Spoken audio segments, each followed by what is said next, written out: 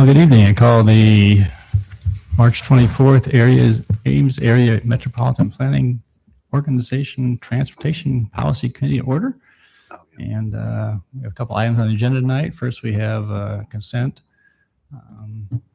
Is there a motion approving the minutes of the regular meeting from January 27th or any corrections that need to be brought to our attention? Move approval. Thank you. Is there a second? Second. Second, move second. Those in favor of the motion, please say aye. Aye. Any opposed? Aye. Okay, that was an aye, I presume. Any opposed? Motion carried. All right, move on to item number 2. Draft FY 2027 Transportation Planning Work Program and setting May 26th, 2026 as a public hearing. Justin and Kyle, good evening. Good evening. So we have a short kind of slide deck here just to go over the contents of this year's work program. So as a reminder of what a work program is, it's an annual requirement for all MPOs to develop one of these for the upcoming fiscal year. And its role is to identify the planning activities that the MPO is going to undertake during that fiscal year, including a program budget for conducting those activities. And the main way the activities are funded are through federal planning dollars from Federal Highway Administration and Federal Transit Administration. And those sources are targeted to MPOs through a formula process in order to conduct those activities that are identified in the work program. And then those sources do require a 20% local match. And there is a minor exception to that I can touch on here on the next slide. So here's all the sources for the fiscal year 2027 that are coming from Federal Highway and Federal Transit. You can see the first 4 rows are carryover from fiscal year 2025. So how carryover works is it's from 2 years prior because fiscal year 2026 isn't over yet. So they don't like to carry that over until the fiscal year is over. But then the new amounts are under those. So there's Federal Highway Planning Funds and then 5305D from Federal Transit are kind of the 2 main sources that we get. And then we also are borrowing some STBG funds, which we'll cover STBG in a moment on the next item, but that's our MPO's formula funds that are typically used for construction type projects. But sometimes when we need to, we borrow some of that for planning activities. And then the last one is Complete Streets. And Complete Streets is the one that doesn't require a local match. It's a pretty small amount of funding, but Complete Streets is for multimodal type activities usually is how we use it. And then I'll touch on how we plan on using those in this fiscal year here in a moment. And so rather than run through every little thing in the program, because a lot of it's the same year to year, I'll just touch on kind of the major things that are happening for fiscal year 2027. So the first one is the creation of a regional safe routes to school plan. And then there is 3 corridor studies going on. There's the Duff Avenue corridor study from the railroad crossing near Main Street to 16th Street. That's, again, that's ongoing. And we expect that to wrap up probably this fall. And then there is 2 more corridor studies. There's the Lincoln Way corridor study from Duff Avenue to Grand and the South Dayton corridor from South Dayton Place to the interchange with US 30. And we have some maps coming up here to kind of show where these are to kind of give a better overview. And then the last bullet point was just developing the Transportation Improvement Program and administering our MPO's grant funding programs. So here's 2 maps. The left one is the Duff Avenue corridor study. And again, that one's already underway. We're about to kind of move into we finished all the traffic analysis, collecting the data, forecasting volumes and reviewing crash and multimodal type data. And we're kind of about to move into that public outreach and stakeholder outreach phase coming up pretty shortly here. So you'll probably see some things on that on social media and hear from that. I think the plan is to bring the item as a workshop to City Council in July, I believe. And so that's kind of the schedule for the Duff Avenue corridor study. Again, it's from the railroad to 16th Street. The stars are kind of like the major intersections being modeled. Those are mostly where the signals are today. We're also taking a close look at the pedestrian crossing at East 12th Street, kind of by the medical campus with Mary Greeley and McFarland, because there's a lot of clinic and hospital staff that cross there and others who cross there to access the medical facilities. So we wanted to take a close look at that. And we're also looking at the railroad crossing as far as just the impacts that train crossings have as far as queuing and delay is what we're focusing on this study. And then for South Dayton on the right there, it runs from the interchange with US 30 up to South Dayton Place on the north side there. The main driver for this study is there's already some existing operational concerns being observed there as far as a lot of queuing on the ramps. Isaac Newton Drive and its intersection with South Dayton can be pretty congested and difficult for traffic coming off the side street. And there's a lot of development that's been coming in and is about to go in this area. So the study is really trying to look at not just existing operations, but also all the development that we're anticipating over the next 10 to 20 years. And then we also have, of course, the new R3C, the recycling campus to the north a bit of this map. And you can see that dashed line as an anticipated future connection that we would expect probably to be called Southeast 9th Street, but it'll kind of tie into Friel Drive to the north. Yeah, kind of where that laser pointer is right now. And so that connection will also be looked at with this study as well, and any sort of impacts that might have, as well as kind of looking at any potential traffic, like truck traffic coming in and out of the new campus, recycling campus. And yeah, I think that's mostly what I had for Dayton. And then for Lincoln Way, this corridor study really you can see the link development areas like right in the middle of this corridor, and that'll definitely be a big focal point. There's been a lot of studies already that have been done in connection with the development, but we're kind of trying to tie in the latest plan that the link has, in addition to all of our, from the city standpoint, operational concerns, and just trying to tie everything together into one study and see really what's the best vision for the corridor, looking ahead all the way, 20, 30 years into the future. And it'll really focus on, I'd say, Clark and Kellogg Avenue, as far as, a lot of turning issues there, as far as left turns off of Lincoln Way, and then looking at Lincoln Way and Grand, seeing how that's operating. Also looking at multimodal connectivity through this area as well, as far as like what's the best solution, shared use path, other types of treatments. So that's kind of, let me pause there, I guess. Was there any questions on the corridor studies or any of the other items that were brought up so far? I just have one. Yep. So the timing of these studies is important. Mm-hmm. And so sometimes we've had studies, and I've been concerned if they've been done during the summer when the students aren't here, and I'm concerned that it's really capturing accurate data. Can you talk to us about the timing of these studies? Yeah. So with the ongoing Duff Avenue study, we have, as far as data goes, we have continuous turning movement counts from our signals, because we have upgraded detection as a part of that traffic fiber network that I think you've probably heard about in the past. But that's been built out through this corridor. So we have continuous turning movement counts for most of these intersections. 16th Street, we had to go out and collect some counts, but we made sure to do so while students were here during the school year. And as far as outreach goes, like I said, we're about to start that effort here very shortly, within the next week or so. And like you were getting at, we want to make sure we cover students and make sure it's reflective of the whole communities before they're all gone for the summer. For Dayton and for Lincoln Way, the studies are expected to start in July with some data collection, but the data for Dayton's actually already been collected this past month, I believe. And for Lincoln Way, we also have those continuous counts like we do for Duff. So we can kind of pull data from any time of year in the past year or so. And then for outreach, again, we'll make sure to line that up with when we think we can get the most feedback, reach the most people. Great, thank you. Yep. Other questions? Kyle, I think you may have already addressed my concern, but I just want to confirm this.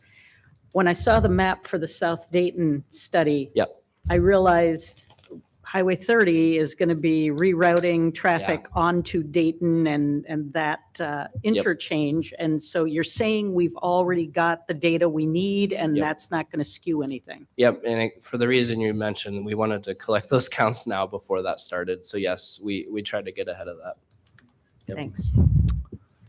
Appreciate the fact that you're considering, a potential intersection of future Freewheel Drive extension Mhm. property, but that could be something that may be way off in the future. Right. What considerations being given to where Southeast Fifth ties in with South Dayton? Because it could be that we may be experiencing, once the R3C campus opens up, increased traffic, and I'm not sure how much it's going to be. I know Justin could certainly speak to that, better. But I'm just wondering, is that something that would be beneficial to extend that just a little further and pick that up and think about that and do some, modeling? Yeah, I think you've hit it on the head there. Our vision is for our transfer trucks that leave to actually go up to Lincoln Way, east along East Lincoln Way, and come south along Dayton to avoid this intersection at Southeast Fifth. And one of the primary reasons is we're looking for right-hand turns with a lot of those trucks. Right-hand turns are easier to make. They're easier for them for visibility and to work through. So with that being said, though, there are likely some packer and hauler trucks that will be coming in through that area.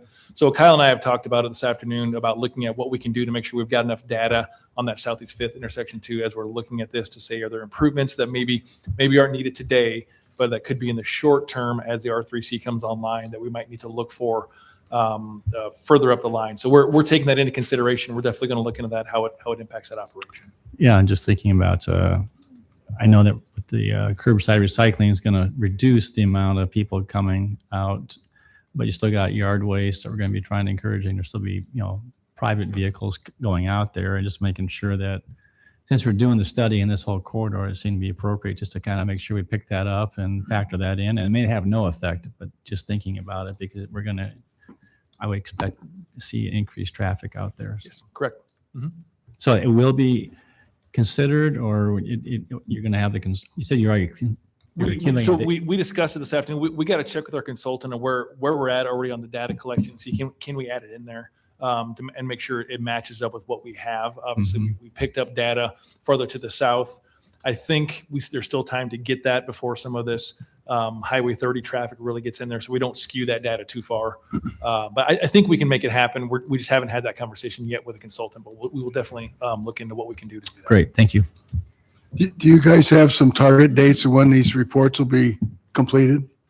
Yeah. So like I said, for Duff, we're kind of anticipating the fall range. So workshop probably in July, and then wrap up in August or September.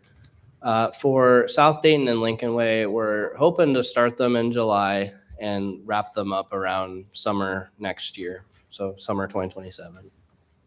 All right. And so just kind of showing the budget for the program budget. So the way that we organize the activities in the work program is we kind of break it into these different work elements, they're called, or categories. Administration is more or less MPO staff time towards preparing for these types of meetings, technical committee meetings, just making sure the MPO is running day to day appropriately, following all of our federal laws and requirements. Regional planning is pretty all-encompassing. It pretty much is any planning activities like data modeling, analysis, developing all the MPO plans. And then there's also sub-activities. So a lot of those are what I've kind of hit on, like the Safe Routes to School plan consultant is like a separate line item just to make sure we're clearly delineating how much is budgeted for each of these major projects that are requiring like a consultant on board to help us out. So you can see like Safe Routes to School is budgeted for $60,000. Lincoln Way is $125,000 for just a couple examples. The local match for those is currently budgeted in the City of Ames CIP, the draft CIP that's kind of going through its approval process because the MPO is funded through the City of Ames right now as far as local match goes. And those projects are also listed in the City of Ames CIP as well individually. And then transit planning is we work with SciRide a lot on their programming that they require for their federal aid. And then data and analytics is kind of mostly what doesn't fall in regional planning. It's kind of like the data intensive side basically of the regional planning. And then we also have a consultant that helps us with our regional demand model, making sure that's up to date in between those long range plan updates. And then we also have some data that we procure through the MPO. There's a traffic data software that we have called Streetlight Data that kind of gives us some region-wide data analytical capabilities. And we also have a RMT pavement data that's on a lot of the City of Ames fleet vehicles that's collecting pavement data. That's also funded through the MPO right now as well. And then the Complete Streets activity, we plan on using that this year for the Safe Routes to School plan. It seems like the most appropriate use of Complete Streets funding. And so any MPO time up to that maximum amount shown there is what would be in Complete Streets. So that's pretty much what I had. Can you go back that slide? Yeah. I just caught here that your math doesn't seem to work. You have all zeros and you got 468, but you have 383 in the last one. Is there some carryover? How's that? See what I'm saying? Oh yeah, I see what you're saying. I think that's because I got an updated Complete Streets number at the last minute. Okay. Probably forgot to change the. Okay. If you want to just, I'll make sure it's a Yes. Scrivener error from the standpoint. Yes. If everything else is all correct, we're talking about less than $100. Yeah, no, you're correct. I will check on that. Since that has to get filed right with the federal government, make sure all our numbers Yep. are correct. Yep, we'll make sure it's right. It's a disease I have. It's good to catch those now. Okay, go ahead. And then these are just the next steps. So public and we plan on opening up a public comment period after draft approval tonight for about a month, so mostly through April. And at that same time, Iowa DOT and our federal partners will review the document as well. And then final approval and the public hearing would be May 26th. Very good. Any other questions? All right, entertain a motion approving the draft FY27 Transportation Planning Work Program and setting May 26, 2026 as date of public hearing. So moved? Is there a second? John, thank you. Those in favor of the motion, please say aye. Aye. Any opposed? Motion carried. Item 3, Surface Transportation Block Grant. Yep. So our MPO administers 3 different formula grant programs. There's the Surface Transportation Block Grant, which is STBG, which is usually used for like roadway construction projects. It's pretty a flexible program as far as what it can be used on. Most transportation projects could be eligible for STBG. Transportation Alternatives Program, or TAP, is usually used for multimodal type projects. So like shared use paths is a common use that we have for that. And then the Carbon Reduction Program is kind of it's a newer program. It's used for projects that their main benefit would be reducing emissions. And right now, I think the main project program using that funding is the final phase of the traffic fiber network and the traffic adaptive benefits that come along with that. But each year, the MPO releases a notice of funding to solicit project applications from our member agencies for those programs. This year, the NOFO was released in December 2025, and the deadline for applications was February 20th this year. And that would cover any projects for federal fiscal years 2027 through 2030. This year, we did not solicit projects for the carbon reduction program just because that's a program that's a little bit up in the air as far as the fate it might have with the next infrastructure bill. So we're kind of waiting to see what Congress does at the federal level as far as continuing that program or changing that program with the next bill. So this year, also I should add the basic requirements too for funding. They have to be in the short-term fiscally constrained plan from the MTP, the Metropolitan Transportation Plan, which for us is Ames Connect 2050, which was adopted last fall. The only exception for that is roadway maintenance and reconstruction projects do not need to be directly identified, but they must demonstrate alignment with the goals and priorities of the plan. And the project also has to be located within our MPO and sponsored by at least one member agency. This year, we received 4 applications for STBG funding, and we did not receive any TAP funding applications. So per that notice of funding opportunity, this criteria was on the screen here is what was used to score the application. So 60% was the impact on the transportation network. 25% was alignment with Ames Connect 2050 as well as other adopted plans in the region. 10% was project readiness and understanding of federal aid process, and 5% was the public involvement steps that project would undertake. So here's the table with all the projects applications that we received. We got 3 from the city of Ames and 1 from SIRIDE. And so the table shows the project description, the fiscal year that the project is requesting funding for, how much was requested, and then also the score that was assigned by staff and recommended by the technical committee. And so at the end of the day, the recommendation was to award the full amount for all 4 projects because they all demonstrated alignment with the MTP. They all showed benefit to the network, and we also project to have enough funding through the MPO's formula funds to cover these requested amounts. So I just have some maps for these projects. The SIRIDE, this is just a SIRIDE route map. Obviously, their project was basically purchasing a new bus, and so there doesn't make sense to have a map of a bus, but this is all the places their buses go. For East 13th Street, so it's the eastbound lanes between the I-35 ramps, reconstructing those, as well as reconstructing the intersection of Lincoln Way and Dayton Avenue. So those projects would be bid and let together as one. That's why they're kind of both in one project, even though they're at 2 different locations. And then there's East 13th Street from McCormick to Dayton Avenue, also a reconstruction shown there. And then there's a mill and overlay project for Duff Avenue from 6th Street to 13th Street. So that's not a full reconstruction. It's a mill and overlay. So that was all the projects. So I guess I'll open it up to any questions the committee has on any particular project. Thanks, Kyle. Questions?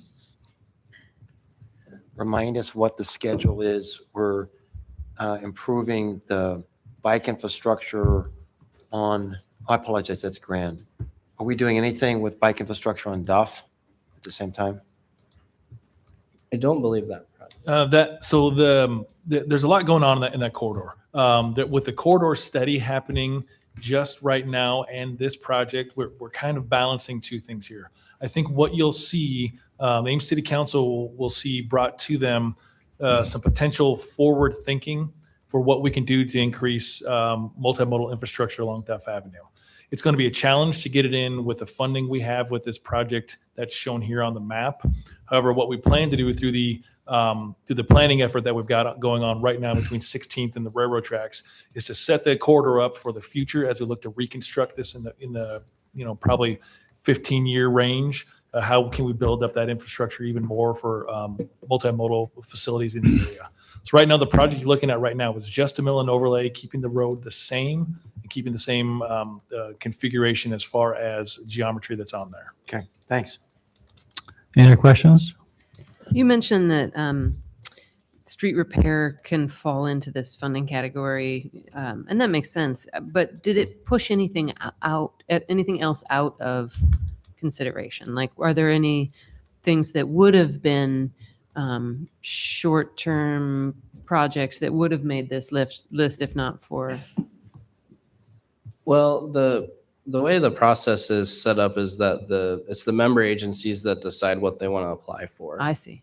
And so the city of Ames and SIRIDE submitted for the projects they thought they would like to see the federal funding for. And so, like I said earlier, if it's a short-term project, like a non-maintenance type project, so maybe like a capacity expansion or a multi-use trail, something like that, they can apply. It's just they must not be ready or haven't programmed it yet on the local side of things.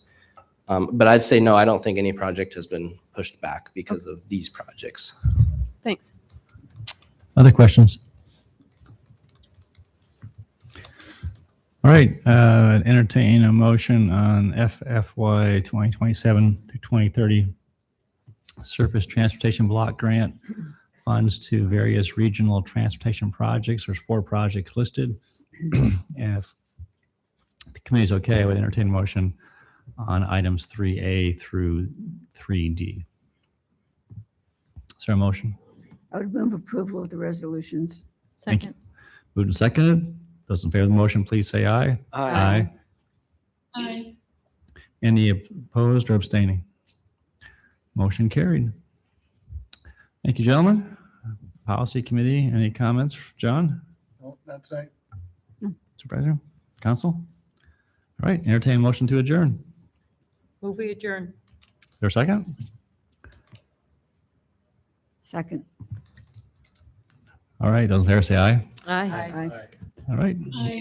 We are adjourned. We will reconvene city council meeting in about 5 minutes.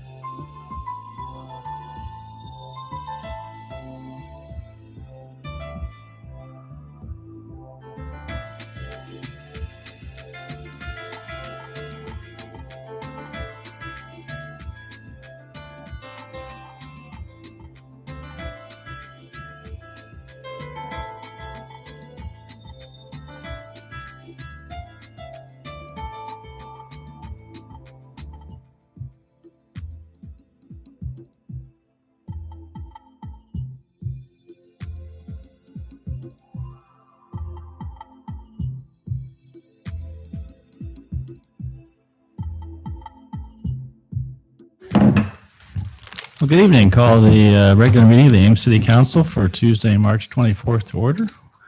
And we will get right into business on consent.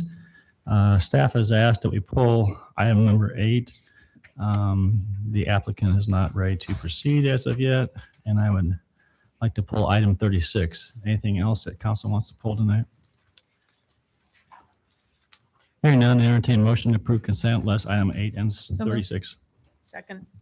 Thank you. Roll call. Betcher, Aye. Junk. Aye. Corriere. Aye. Rollins. Aye. Beatty Mason. Aye. Barton. Aye. All right, item 36. Mark, would you please, I have a question for you if you would.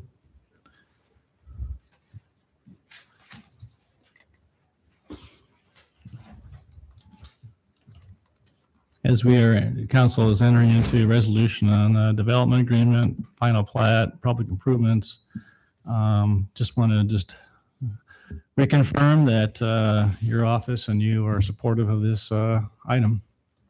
I mean, I think maybe supportive is just not the quite right word. There's been this issue raised about an Iowa code section that says that we can't give away property. Cities cannot give away property for free, right? It's very clear in the Iowa code, and it's been we have done similar things in the past. We've had a lot of consideration in return for that, so we've been able to sort of justify, well, we're giving this away for less than fair market value, but we're getting this and this and this in return for it. That may be here. I have concerns whether we have enough here or not, and I don't really know what those items are. But it's I think we have to be cognizant of that Iowa code section, and that there's a certain level of risk here if we go ahead. Honestly, the courts, there's a constitutional provision in Iowa that says the cities cannot give money away. That's separate from the Iowa code section that says we can't give real property away. The constitutional provision, the Iowa Supreme Court has said we can give money to for economic development purposes, and it doesn't violate the Constitution. Okay. Other purposes, we can't just give money. We have to contract for services, which we do. We can't just give money like, hey, you're a good organization, we're going to give you money to support you. Can't do that, right? We buy services from them. So we can give money for economic development purposes. That's clear in Iowa law. So what we could have done in this situation is we could have just given money to Keystone, and then they could have turned around and used that money to buy the property from us. But we didn't do that. We're looking at just, basically transferring ownership of the property to them. I have concerns about that.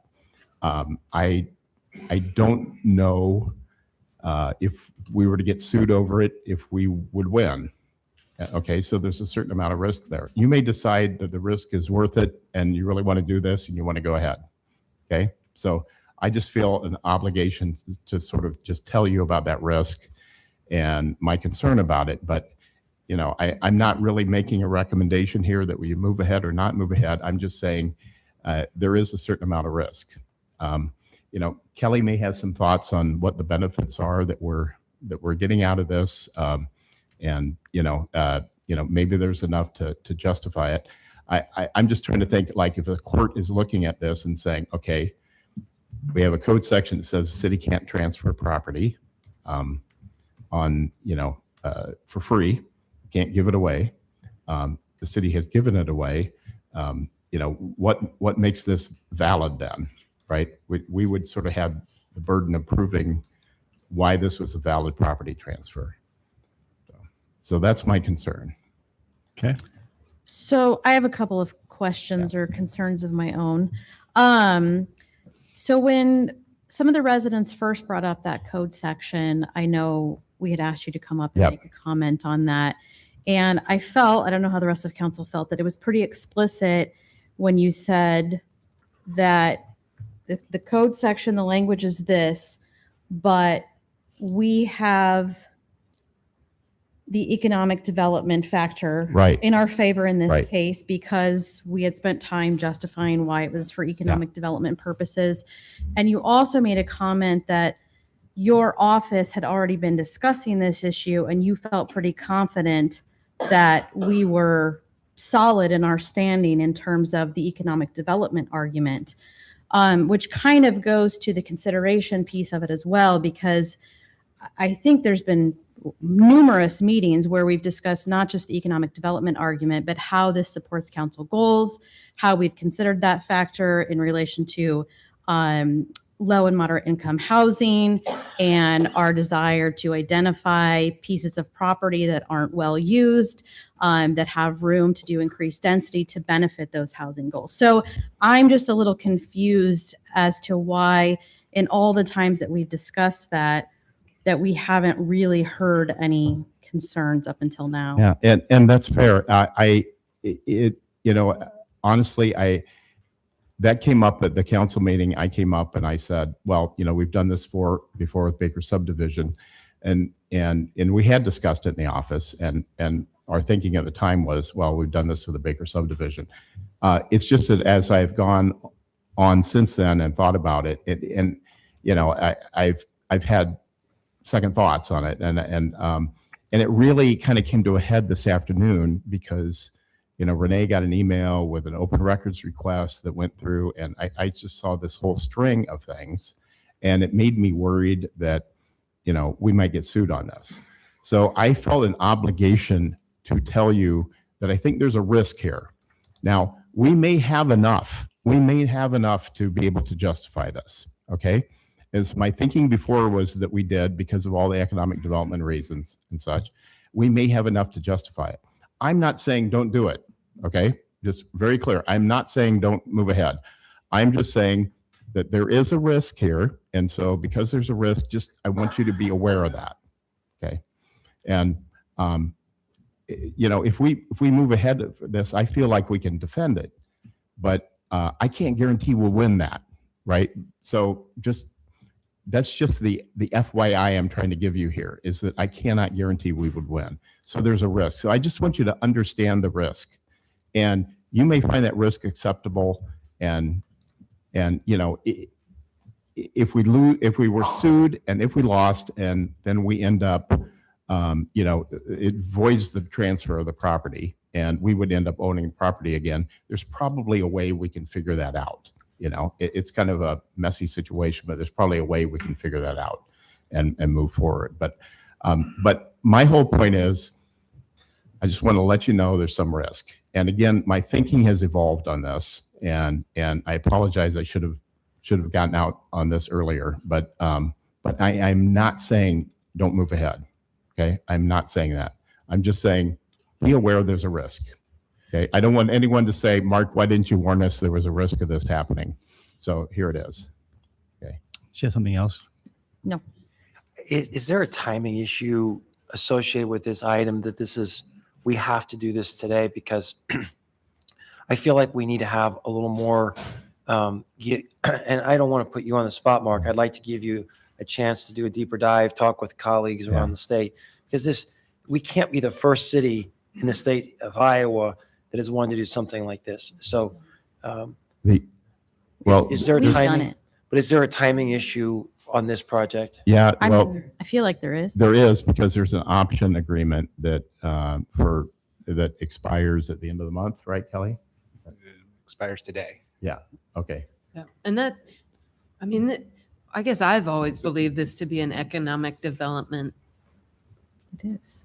idea too. Like that's why is. they're applying for the housing tax Workforce housing, credits, yeah. Right. So, can I just clarify on the timing issue? So the way we wrote an alternative to that, for some reason you didn't like the development agreement, we wanted added terms. The way the option agreement is written is that if you didn't approve it tonight, the purchaser is relieved from being responsible or having to follow through on anything. Sure. So they could walk away from the property is what they could do.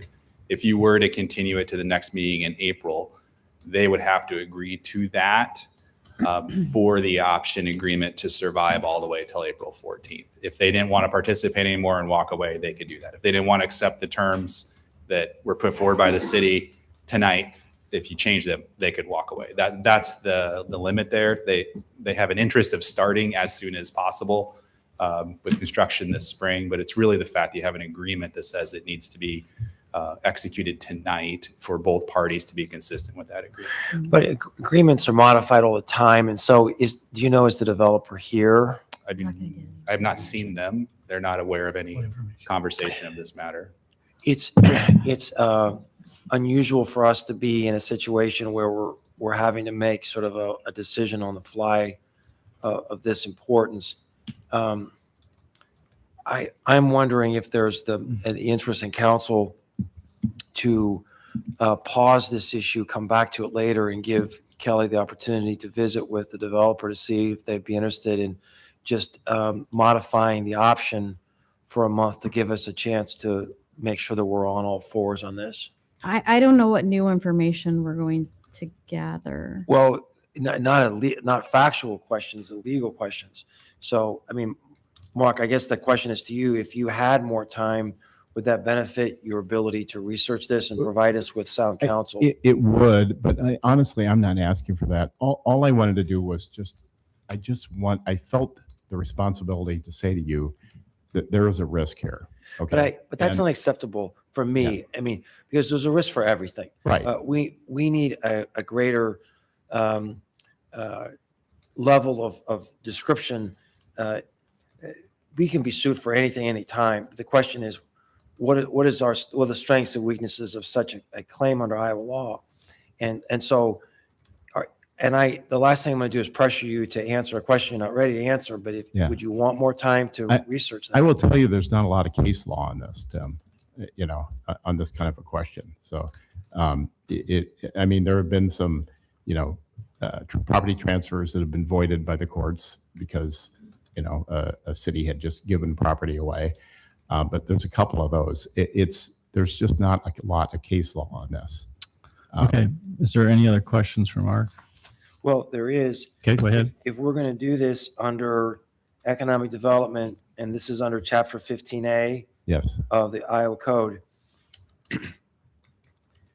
are there things that we need to set out in a council meeting that creates the factual foundation that if we were to be sued, in other words, do we need to reach some kind of statement as a council that says we are doing this for these reasons? Yeah. I think if you go ahead and you approve this, it's defensible based upon the discussions that have already happened. I can't guarantee we would win. Okay. So that's what I'm trying to tell you. I think it's defensible. I think we have a good argument. I just, and sometimes you have to go with, well, I think we have a good argument, and so we're going to do it. But I'm trying to buttress our argument, and I'm looking to you to give us counsel on this. Are there things that you would want us as a council to say we are doing this for these reasons, so that we have a greater likelihood of success if we're challenged? I think it's already been made clear that you're doing it for economic development purposes. Okay. And that is the key thing. Okay. Okay. Thanks. So, yeah. So maybe just to kind of restate, this isn't the first time any of us have seen it, right? And we went through many of these steps. This is the last step in a 11-month journey. So we held a public hearing as required by Iowa Code in May of 2025 on the disposition of the property. That was a published notice. It was a noticed meeting. City Council adopted a resolution as required by law to accept an offer to purchase the property for $1 with an option agreement subject to the conditions being met, which is that they would build certain types of housing and secure funds for affordable housing. So we had that hearing 11 months ago. We adopted that option agreement at that time. That's when the first conversation where Mark commented back to you about the input from the neighborhood. So at that time, we've said all along that yes, economic development for the construction and production of housing is essential to the welfare of the city. And that was within our public purpose and our public powers to support that. And that was the concept of why, which I think is very important here, that we created an RFP in 2004 to allow for anybody to bid on the property to establish fair market value. No one bid on the property. So it's not that we had offers to do something at a greater amount of money and we accepted less. So we had no offers. We got a proposal roughly 9 months after the RFP was not successful, which is the one that we accepted, and said that we would move forward if you gave us the value of the property at $1 to do workforce housing. So to me, we have gone through an appropriate process of looking for fair market value offers. We got none. We accepted an offer, had a hearing, noticed it, notified the neighborhood, and have gone through all of these steps. So it's not like tonight we're starting something new. We're just refreshing our memories on everything we have done to get to tonight.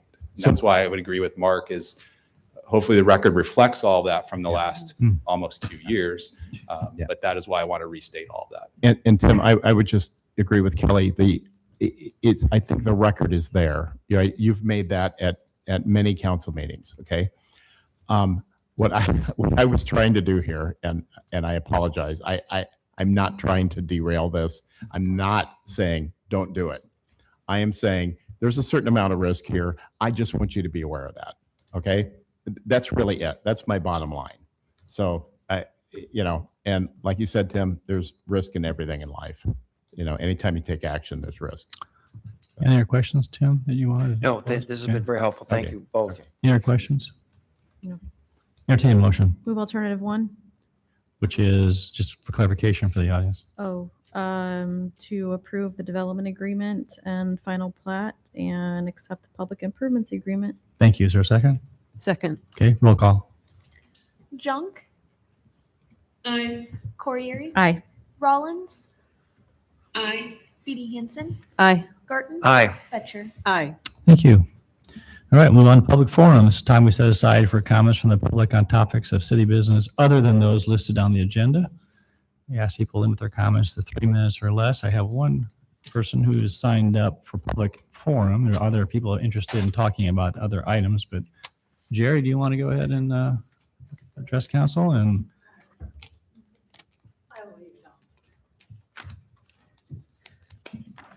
Jerry Neal, 916 Ridgewood Avenue.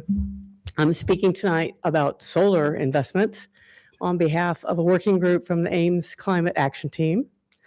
We have been closely following the city's opportunity to construct a solar field, 24.9 megawatts, I believe it is, on the municipal airport property. We believe that solar investment makes a lot of sense for the city for 4 reasons. One, it helps us to meet our climate goals, of course. Importantly, though, it is the lowest cost energy generating technology that's available today, and that source is from the DOE. The cost of the actual fuel, which would be sunlight, that's free, and it's inflation proof. That's an important point when we think of the future. And this is also the fastest technology to deploy. So we believe, I think like you do, that the low cost source of energy is the most responsible action that we can take for our ratepayers. Regional market prices are rising. The future price of gas, which we'll be using to fuel our new generators, it's unknown. Historically, the highest electricity prices are during the hottest, muggiest summer months, and these events are not expected to disappear. So we're experiencing, the Climate Action Team, a sense of urgency about 2 things: timely city action and timely global action. Regarding the city, there is this ever shrinking window, July 4th, 2026, for the developer of this project to meet the safe harbor requirements in the administration's current omnibus tax bill. And that preserves then eligibility for tax credits and additional time for construction. And these credits are significant, and it can come to the utility as a direct payment that's equal to 30% of the project cost, or as credits to private investors if the city chooses to take the energy through a power purchase agreement. But that window is coming very close to the time where it's going to be hard for the developer to safe harbor what's needed to capture this. The second thing that we're concerned about is the planet. So we failed to meet as a city our rather ambitious 2025 city goals for solar and wind. And the urgency of moving towards systems that reduce our greenhouse gas footprint cannot be overstated. Ecosystems, human health, economic stability, these are all at increasing risk. For the first time ever, Scientists have stated with statistical confidence that global warming is accelerating, not merely continuing at a steady rate. So those are the things that are concerning us and what we look forward to. We're looking forward to hearing more about the proposed solar project, and we want to urge the council to recognize the need and the value of a diverse mix of electric generating resources. So thank you for your time. Thanks, Jerry. Does anybody else want to address council under public forum, items that are not on the agenda? You state your name and you may start. Hello, I'm Nate Kuhn. I'm a resident of Ames at 4116 Quebec Street, but tonight I'm presenting as the vice chair of the Ames Area Economic Alliance Young Professionals Organization. So a couple weeks ago, our organization submitted a letter of support to the City Council for the Link project in the Ames Event Center. I'm here tonight to further reinforce our organization's belief that this project represents an opportunity to transform not only our downtown space, but our city as a whole. Area YP's mission is to be transformative leaders, enhancing the quality of life through a community focused on leadership, growth, philanthropy, and social engagement. We strive to promote the businesses, attractions, and events that make Central Iowa communities a great place to live, work, and play. It is for this reason that the Link and the Ames Event Center are such a necessary development for our community. Their purpose directly aligns with our mission of promoting businesses, attractions, and events. The community vision statement says that Ames is a forward-thinking community committed to fostering creativity and innovation. The Link and the Ames Event Center give us an opportunity to be forward-thinking. Area YP is uniquely positioned to understand the needs and priorities of young professionals in our community. The proposed mixed-use development directly addresses several key livability factors, including expanded amenities, diverse retail options, and the potential for significant economic growth. These improvements support a higher quality of life for our members and the broader young workforce Ames seeks to attract and retain. Ames is strategically located in central Iowa along the corridors of Highway 30 and Interstate 35, making it an ideal location for individuals, businesses, events, conferences, and conventions. Amenities and attractions and retail options further influences people's decisions on where they choose to live or host an event. People love to attend events in vibrant areas where there's a variety of things to do, including shopping, dining, etc. Our young professionals want restaurants, shopping, apartments, green spaces, and the Link provides those. They want it to be centrally located in a vibrant downtown area like so many of our surrounding communities. All of these can have a substantial economic impact on our community. Continuing with the Ames promise, it reads, Ames' position as an intelligent, progressive community creates a city and a region where everyone has opportunities to discover and thrive. The development provides valuable resources and contributes to the continued growth of downtown Ames, allowing current business owners to thrive. New jobs in hospitality and retail create greater opportunities for employment, allowing residents to thrive. Revitalization and enhancing downtown Ames attracts talents, supports innovations, and provides a central gathering space for future generations to thrive. These combined efforts will ultimately grow the local economy and increase Ames' appeal for businesses, families, students, and young professionals alike. It signals to current and future residents that Ames is investing in its next generation. It fills a gap in our community offerings by addressing some of our biggest opportunities for improvements and helps shape Ames into a vibrant community that we're proud to call home. For these reasons and many others, Area YP is proud to support economic development in the city of Ames, including the Link project and the Ames Event Center. Thank you. Thank you. Anybody else?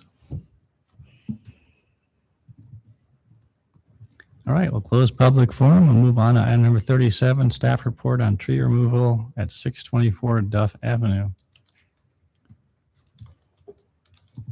Anita, do you want to? Go ahead, Anita. Yeah, sorry. Yes, I have had the opportunity to speak with the family, and they've asked if we might pause this one for a future agenda.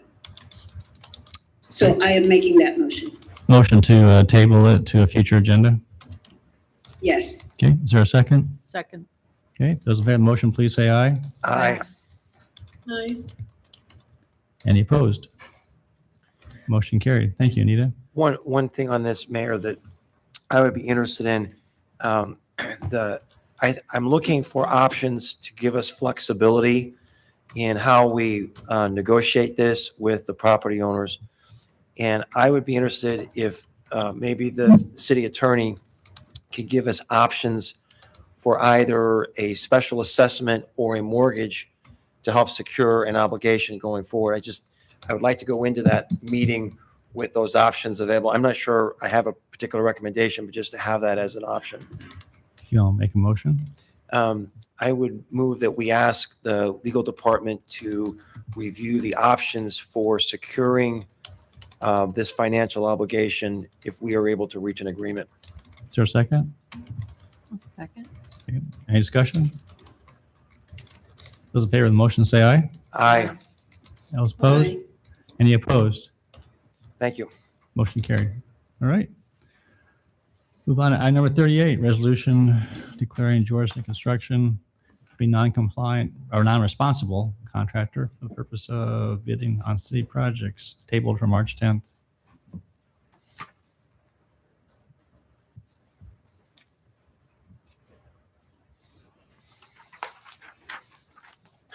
So you have a memo from me. Jordison, the contractor, their attorney has sent a letter in which he raised, well, he and I had a discussion a while back, and he raised this issue of an Iowa code section that he believes would keep us from, prohibiting someone from bidding on city projects for a period of time. On its face, it seems to do that. I think it would take a lot more legal research to really decide if that's what that means or not. But he has at least a valid argument. So, my recommendation was to take that off the table. The council action form has been amended to take that part out of it. But also, the Jordison's attorney sent a letter to us that says that Jordison is asking to withdraw its bid on the resource recovery project, and that seems to deal with the current issue at hand. So my recommendation is that the council adopt a motion that would approve Jordison withdrawing its bid on the resource recovery project, and then not proceed with the determination as to whether they're a non-responsible bidder. Questions? So if we were to do this, is there any expectation in terms of limiting Jordison's opportunities to bid a project next week? Their attorney believes that that has to be done on a case-by-case basis. Like each time they bid on something, we'd have to determine them a not responsible bidder, and again, I'm going to have to do a deep dive research into this to come up with my opinion. I don't want to give you an off-the-fly opinion. My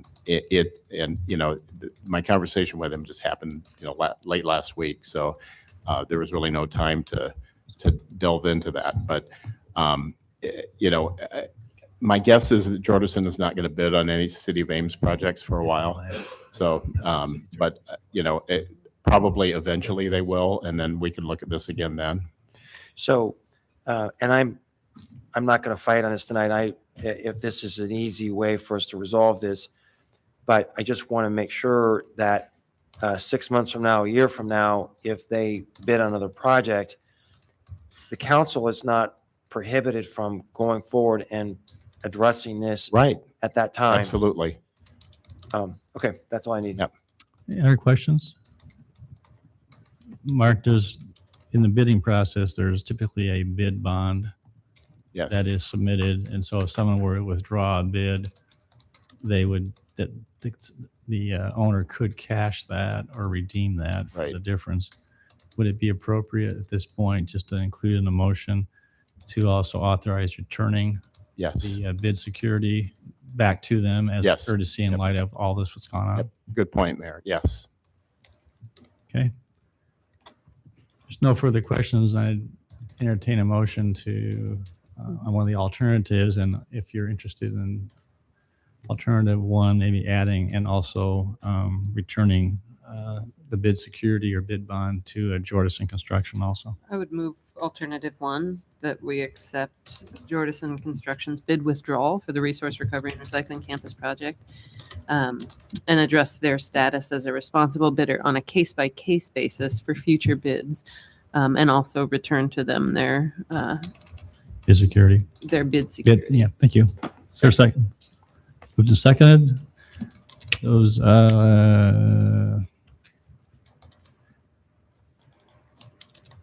roll call on this one, or motion, or just a voice vote?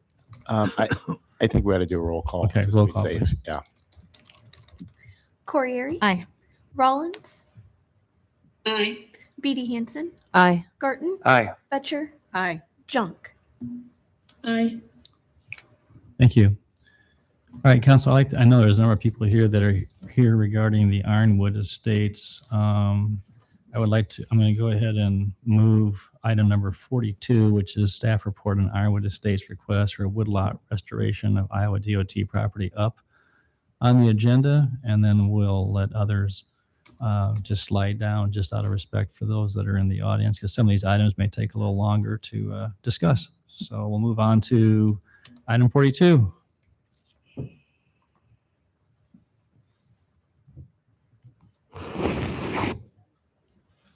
Good evening, Mayor and City Council. With it, I think this is item 40. 40. I just want to make sure that we're working on 40 and not 42. So, Okay, so which is full disclosure, I have an older agenda that was printed. So we are talking about the staff report on Ironwood Estates, whatever the number is. No, that's good. I just wanted to Yes, to thank make you. sure. I should have double checked that. Yeah, so with the staff port, a lot of information, with it. And what I'm going to do first, and we have, kind of given a little history, but what I'm going to do first is have Don just kind of go through how did we get to where we are with the transmission line, with the removal of trees and things of that sort. And then I'll come back and talk about the options. All right, good evening. So what we're talking about here is Ames Electric Department has a multi-year plan on rebuilding a lot of our 69,000 volt transmission system. The first project that we started working on was the Vet Med to Mortensen line. So there's a Mortensen substation, and the line goes basically, it kind of hugs Highway 30 along and on DOT right-of-way. And a section of this line happens to go by the Ironwood homeowners group that's up there. The where we're building the line, so this line was put in the 70s, so it's a little bit old and does need to be replaced. Our typical process then is Keith called them trees. I'd more call them scrub and brush. And Keith may even, do you have a picture of that, what it looked like? If not, we'll keep going. And so typically our process is it's not trees, but it's more scrub and brush. And so what we do is we go in there, clear the right of way so that we can get our trucks in there to basically rebuild the line.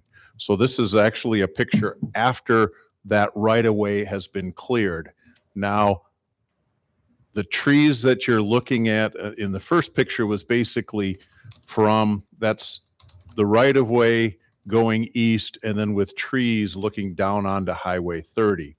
There's actually a fence there. The contractor is not completely done. They need to go in and do some final cleanup there. But the intentions are, or that the goal is we clear the brush out of there so that they can rebuild the line. The contractor finished this project from the construction standpoint in early January. They're going to still come back and clean it. Typically, then our process would be, because we're actually cleaning out brush and things that shouldn't be there, we would typically seed this with grass seed and let it come back, but not with all that scrub and stuff like that there. When we finished that, we did get a call from the Homeowners Association asking if we could meet and talk about what is the post effect of this, are we planting trees and that type of stuff. And I've had one discussion with the Homeowners Association where they said maybe there's an opportunity, and I know several letters then have been sent to council. Council at the last meeting referred it back to staff. Electric not being very good at planting things and keeping things alive, engaged Keith and Parks and Rec to assist us with this. So that information then was sent to us. Collectively, then we created a council action form or a response to the letters, and that's what is before you tonight. So that's kind of a background. Did I miss anything? No, you did good. And I do have, just so people, know the map up there kind of shows, the area. So again, this is where the line that Don was talking about is in the Iowa DOT right of way. There is, you can faintly see where the homeowners association, where their property line is. There is an easement that Electric has on the homeowners association, 10-foot wide to access this. So, so as Don said, and we do have a few other pictures, of some of the debris, and we acknowledge, it needs to be cleaned up. There's no doubt about that. So the question is what should the responsibility, because there is no city property in this area where these lines are. It's either, it's all DOT land is where the electric transmission lines are. So with this, and what Don mentioned is, generally they would go back and they would just plant seed, grass seed in there. We did cite a couple of situations in the staff report in regards to up at the Staying substation. There were trees removed, and there was a homeowner that had some concerns about looking at the substation. So Electric did plant some trees, but it was on city property. It wasn't on private property. And generally, we do not go onto the private property and do improvements. I can't think of anything that we have done with Parks and Recreation, except for maybe if we have an easement for an area. So the other one that I want to talk about is not electric lines, but it is in Munn Woods, where we did the sanitary sewer project, or Public Works did the sanitary sewer project a few years ago. There we did go in and we did have to clean out a number of trees to create access so we could get to the sanitary sewer. When that project was done, again, we did not go back in and plant trees in those areas. We kept it open. We put down some crushed rock. We put down some wood chips, things of that sort. And now we occasionally, what we'll do is when needed, we'll go in with our forestry mower and we'll go across those trails to keep them open. So if we do need to go back in, we have access. Another area is in East River Valley. We have the transmission line, going through there, and those transmission lines, and we keep that again clear of trees. We just did for the raw water line with the new well stations, up north of East River Valley. There too, we had to clear out trees. We put in a new raw water line, and with that one, we did not plant trees back over in that area again for access. So just to give you some history of how we do things when we're working with utilities. So there are some other pictures here that we have, and you can kind of see with it. So what we looked at is, with the grant, the DOT DNR fund grant, could be up to $100,000. If we do that, it's on for DOT property. If we do something, and there's no guarantee that we get that money, we'd have to apply. And then there's another permit application that we would have to submit as well.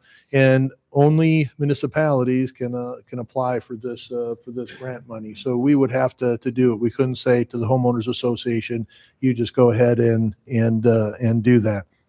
So with it, funding would cover the cost of the plants, the installation, and so on.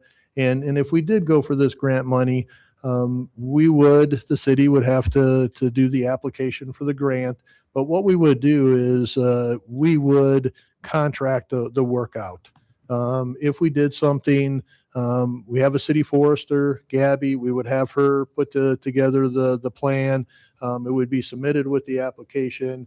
But then when if we get the grant funds, then what we would do is we would take that plan, put it out for bid, and have a contractor come in and do that work. So that is, and as you see the options 3 and 4 kind of tie in those grant funds. So the thing with the grant though is once you do it, we're talking probably 90 days before we would get an answer. Take us some time to put the application together. Probably the earliest that we would be able to do any planting if we receive funds would be fall, which would probably be a good time to do the planting. So, so with it, we also would need to maintain that area, from this point moving forward. That's part of the grant application and the funds. So we did go through and had some conversation in regards to pros and cons. One thing with any of these options, 3 or 4, there's obviously some staff time associated with the application, management, reporting, all those types of things. So really what we did is we came up with 4 options. Option one would be, take no further action. And with it, we should say is that no matter what council decides, we will go in and we'll get things cleaned up. We'll get all that stuff cleaned up and taken care of. So this one would be take no further action. The phrase that Don used is, scrub stuff, trees and bushes and things of that sort. A lot of times that happens, and this isn't indicative in this area. It was probably all volunteer germination. It wasn't something that somebody went in and planted that stuff. All right. It did provide, the screening. So after a couple of years, if we just go in there, do nothing, we clean everything up, just let it go. City forester said in a couple of years, so you have the stuff in the seed bank, you have, other trees and material around there, stuff will start coming back up and we'll wind up with about the same thing. Now, we do feel that we should, to keep it open, we may have to go in there every couple of years just to keep the lines open, and maybe with a forestry mower or brush mower or something to keep the woodies, the young trees out of that area. The space that's here probably take no more than a half a day to go in there with that forestry mower once every 2 years to take care of that. So another option would be, does the homeowners association, plant vegetation on its own property? Now, when you look at it, there are some areas they may be able to put some planting further to the west, further to the east. The property line is pretty close to a retaining wall along the drive. Probably not going to be able to do a lot there, and some of that was expressed in the letters. Option 3 and 4 is really, again, working with the grant, either doing native shrubs or, doing some junipers. And with the junipers, the reason the city forester selected those, they are bred to be a certain height. So about, that 10 to 15, feet high. They are columnar. So if we space them correctly when they grow, we'll provide that screening. I know one of the options that Luke Rand mentioned is going with, a lot of, like white pine, jack pine, eastern red cedar. The reason the city forester did not select those, one, they can grow as high as or as tall as 70 feet and could wind up, causing some problems. The other thing is as they grow, they don't provide as much screening as well. That's why she selected the junipers. So with it, so that's really option 3 and 4. If council thinks that there is no responsibility of the city in this case, except for keeping it open for the electric lines, then option 1 or 2 would be what you would select. If you think there is some responsibility, then option 3 or 4. and staff would suggest that we do some grant, do the application for the grant fund. So we don't have to use city funds for this project. But again, that comes with some things that we mentioned. Now, with all of these things, whether we do shrubs or whether we do the columnar junipers, we would really want to do that as far south as we could. So any of that stuff would not interfere with any maintenance that would need to happen in the future to the electric lines. So any questions that anybody has? Thank you. Questions? So logistically, I've been trying to look at this on the map and looking at these photos. It appears that we would either have to have the trees in that small strip of land on the HOA property, or it has to be a line considerably south so that there is the ability to get in to the power lines if necessary. Correct. That's the way we're looking at this. Yep. So with the height of the plantings, if we are looking at either of those options, is there a difference in the height that plantings could be and still stay out of the power lines? When you say Or something other than shrubs or the junipers? well, I'm just in the pictures. It's not clear to me. It looks Yeah. to me like the power lines could be more involved closer to the property than further south. I think that's factual. Yeah. Okay, so it seemed like we would be looking at the lower option if we were trying to figure out a way to be planting on the HOA property than if we were planting further south. Is that? Yeah, I think one of the things, the further south you go is it's very sloped if you have been down there. So you've got the area in along where the houses are. It's a little flatter where the electric line is. Once you get further south, you have a little bit, and then it starts sloping. So that creates some challenges as well. There is also some vegetation that's still there, that wasn't taken out due to the electric line or the replacement of those poles. So there are still some trees and some other vegetation. So the goal would not be to go in and take those out and then plant something in place of them. So it would be trying to do something again as far south as we could. If we could keep it up on the flat stuff and keep it lower so it doesn't interfere with the electric lines, that would be our thought, and go with something that 10 to 15 feet high. And does that still allow access to the poles and the lines if necessary, or are we putting ourselves in a position where we put in the trees and then we have to take them out again if there's a problem with those poles and those lines? Yeah, the key is not to put them directly underneath the line, but either stay on one side or the other of that right of way. And there is a little bit of flat surface both near the homes and beyond the pole in Yep. much of the location. To the south. Yep. Other questions? So who owns the land? DOT. The DOT. So, and I've been working on the presumption that it says it's a right of way and that someone else owns that ground, but maybe that's not correct. The Well, DOT it's actually. right of way. It's Well, not the city right of way. I understand. I want to just understand the logistics.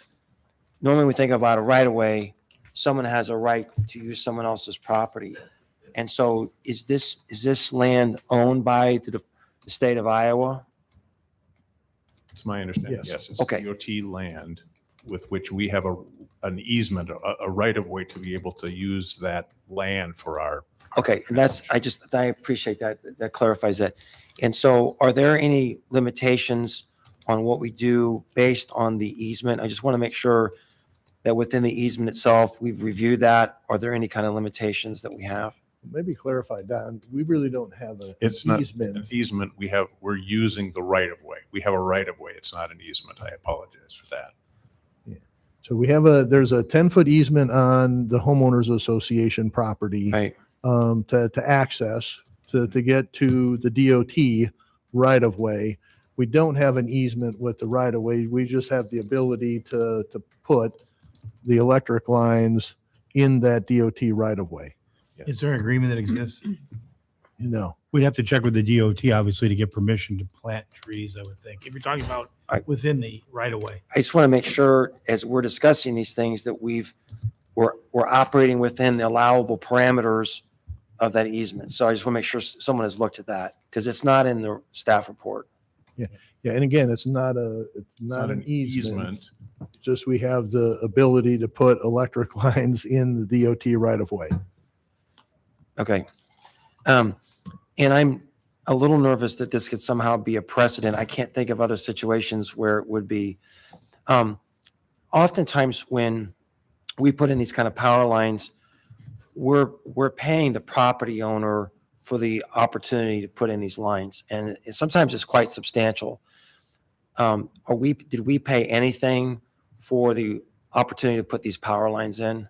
It's my understanding that back in the 70s, no, we did not pay anyone to put the lines where they're at. So, I mean, so this is nice in that the cost of this infrastructure was nominal for the city at whatever point. And so I'm just trying to balance out ongoing costs. And so this grant, if I'm reading this correctly, could be used for not just the installation of the trees or the shrubs, but it would also provide for maintenance on an ongoing basis. For 1 year after installation. Okay. And Keith, you're sort of our expert here. How long do you think that maintenance of these trees, watering and things would be needed in order for them to be established? Generally, if we're putting trees in the city right of way, throughout the community, we try to water probably for 2 years. But there are some differences. What type of year it was? Was it dry? Was it wet? All that kind of stuff. But we would really look at probably 2 to 3 years on the outside, 3 to 5 to get them established. So as I look at this, our exposure as a city is really fairly nominal. If we can get this grant, we can put in this vegetation, we have a nominal amount of maintenance, and then we walk away. So we don't have responsibilities 10 years from now to go in and prune the trees or do any kind of further maintenance. This is sort of go in, maintain for a couple of years, and then we're done? No. With the grant, if we go in and we do these plantings, we are accepting maintenance for the life of that area. Okay, and so help council understand forever, sort of a long time. Yeah. And so if we bring this into the scope of Parks and Rec responsibilities, help us understand how big of a deal this is. Yeah, I think it depends on what we have.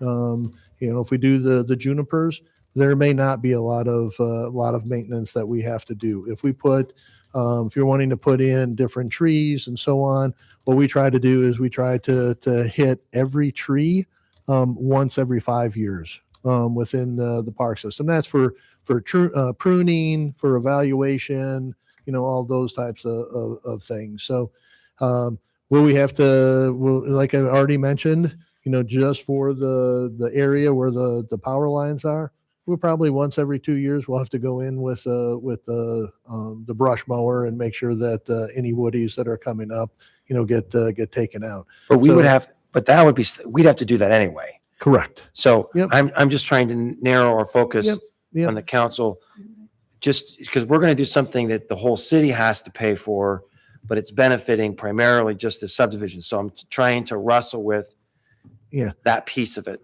Yeah. So Right. So what was that, Bronwyn? Well, I was saying if we went for the grant, it's not like the rest of the residents are paying. But they will going forward on the maintenance. Oh, on the maintenance. Right. Yeah. But we would have to go in there anyway every couple of years. So so there's maintenance that we'd have to do to maintain the easement area, but then there's maintenance on the trees. Yep. Yeah. Okay, So thanks. Maintenance on the trees for the whole area. We'd have to send someone. For whatever we plant, that's what we would be responsible for. Okay. Okay, any other questions? All right, I'm going to open up public comment. We have at least 4 individuals who have indicated interest in addressing council. I'll call your name and ask if you can limit your comments to 3 minutes, if you would. I will start with Sherry Johnson. You come to the podium and you may start.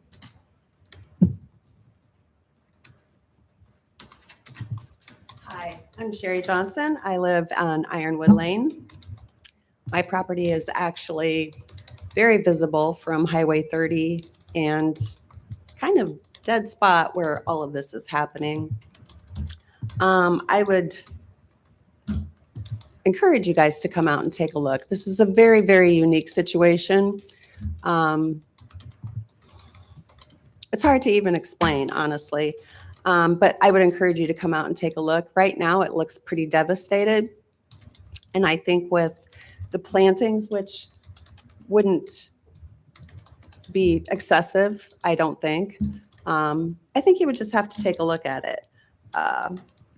What has happened with the pole replacement, I just don't think it's something that the city of Ames really wants to have be reflected.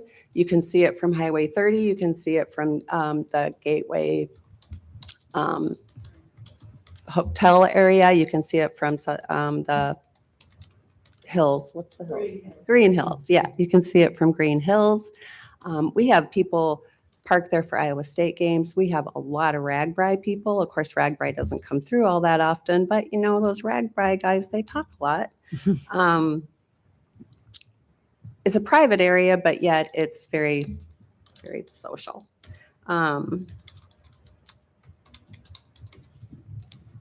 guess we're only asking for the same accountability from the city, from the DOT. We're not really sure where the responsibility lies with all of this. We know it's not our property, but we are very proud of our community up there. So we kind of think of it as our property, even though it's not. Anyway, I'm babbling, but I would just encourage you to come up and take a look at it. And I think you would see that investing their time with these trees or shrubs or low growing anything would really improve a lot for the city. Thanks. Mayor, if we could, it'd be nice for the people, ma'am, if you just for a second, if you have a specific proposal, an option that you would be recommending, that'd be helpful for us to know. Really? Is there one of those that, because I'm not going to go out to the property night. So, Right. but is there an Well- option that you would recommend for council? It's just be good for us to hear. If you don't, that's okay. Yeah, we would really like to have the grant. We So- would really like to have the grant. We would like to have some vegetation there to protect us from the noise, Okay. So option to add for 3 the, or for the 4. beauty. Yeah. Okay. I just think it would enhance the entire community. And with what they're doing at Jack Trice right now with Sci-Town, I mean, you're going to have a lot of traffic on 30 there. If you drive by there right now, honestly, it really does look like a tornado came through. I know you say you're going to clean it up, but sometimes one person's cleanup isn't exactly another person's cleanup.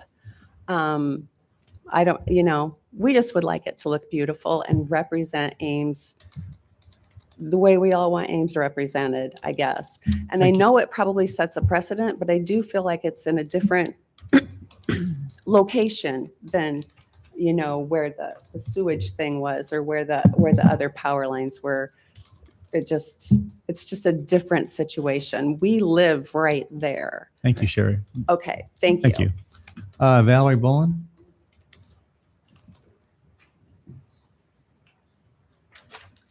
Well, I just became the president of this association about 2 months ago.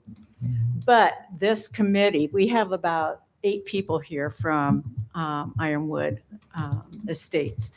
And first of all, I want to just thank you because we have been very persistent with emails and calls, especially Jerry. He's very persistent, Jerry Goldsmith.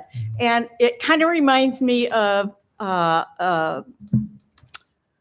in the Bible, there is a story about the persistent widow, and she kept going to her judge time after time after time, and the judge just kind of ignored her until finally he was so tired of her, he gave her what she wanted. And so I was thinking about our committee and our community there, about persistence. It's the firm, continued effort to achieve a goal or maintain a course of action despite obstacles, oppositions, or discouragement. And it represents endurance and determination, such as facing challenges without giving up. And we haven't been giving up. We got that first letter last fall, and we have been persistent in coming to the city to help us with this. And I mean, I just want to thank you all. I mean, there was an Allison Smith, the mayor, city council members, the city of Ames, Department of Transportation, Donald Com, Mark Emhoff, Parks and Recreation, Luke Grand, Gabby Edwards, Rachel Harris, Keith Abram. I mean, there were so many people involved. And so I just want to let the Department of Transportation know that we have a new road and we need a new sign called Ironwood Swing, because it comes off of Ironwood Court and it goes right to where those pictures were that they showed. And we also have a roundabout that you can address getting into Valerie, I'm this sorry. place. We have a long agenda. Okay, here. I'm Could you done. could you just get to the point and actually to Mr. Garton's question, do you have an option? 3 and 4. And You're welcome if you want any other comments, but I just yeah, sorry. appreciate your. No, that's okay. Thank you for being persistent. Celine Beggs Showmaker. Celine, are you here? She signed up to. Okay. And the aforementioned Jerry Goldsmith. I got my own papers here. Very quickly, I know you guys are busy and you got a lot to do, so I'm not going to take much time. Just to go backwards just a minute. Number one, that picture. Just look at that little line of trees that's there that protects those homeowners. That back there, that's gone. So anyway, that frames the whole thing. You wonder why all the turmoil on this right now, but really, for me, it started a lot of years ago. We moved there in 2012. Woodlot was there, much denser than it was even when you guys took it out. It began to fail. The city would come in and do their pruning to get rid of those tall trees. Absolutely no cleanup after that. All the residue just dropped. And so it began to deteriorate. And so 2017 or 18, that kind of was a red flag for me. And I was president of the association at the time. And I made contact with DOT. And we ended up with, I think, doesn't matter the name, the engineer, district engineer, and some staff out there to take a look at this. The proposal that we were presenting at that time was to say, take on the south edge of that woodlot, let's put some conifers out there, get some height to them. And when they come up, now we have protection. You guys come in to clean it up. It doesn't bother us because we've already got our protection. When Ducksteiner and his group left that day, one of the staff people came up to me, said, well, at least you got funding. And then they directed that to another staff member and nothing ever happened. So here we are. If we would have got that accomplished at that time, that would have been a good thing. So then when this pops up, I'm still kind of thinking back here. So I'm thinking we got to get active here. So that's kind of where we're at. And so that's kind of what brings this to the front. I think talking about the options, I think the do nothing option is kind of interesting because it's going to cost the city money up front. You got to clean that mess up. That could be part of the grant application, clean that mess up. So there's dollars in your pocket. Farmer. So you think about that thing is full of weed seeds, some good, some bad. So you're just going to let those all grow and then prune out the bad ones. That's not what we would do in a cornfield. We would keep it clean. And then, we would keep our cleans clean. And eventually, if you cultivate a corn or keep the weeds down a long time in a cornfield, you don't have any. So I think the same concept applies here. So if you approach it from that standpoint and say, okay, let's do a controlled planting, put underneath that, those power lines, what you need to do so they don't get into the power line. But then let's move on out further south, and we don't have a lot of room. It is tight, but let's get some conifers out there that can protect us. And, one of the things I kind of jotted down, I think it was commented about, well, do you do a benefit for a small number of homeowners? So what we're really asking for is to restore that benefit. That benefit was there. It's not there anymore. So let's restore that in an orderly manner. So that's kind of my pitch there. I think going down here on the pros, you got a couple of there. The grant can provide non-city funding source. And I think that's the point. You save the money up front on not letting the grant clean up the area. And then you're going to spend some of that money on maintenance afterwards. But you should, in that process, the desirable plants now will crowd out the undesirable plants. So I think in the end, you've really accomplished quite a little. Thank you. Joe, you're at 4 minutes. Could you draw your comments to a close? Pardon? You're at 4 minutes. Could you draw your comments to a close, Oh, please? very easily. I think it's a no-brainer. You got an opportunity. You'll never have that area clean again. Never. So if you ever want to make a difference, now's the time. Thank you. And so Appreciate it. thank you. Is there anybody else that wants to address council on this topic tonight?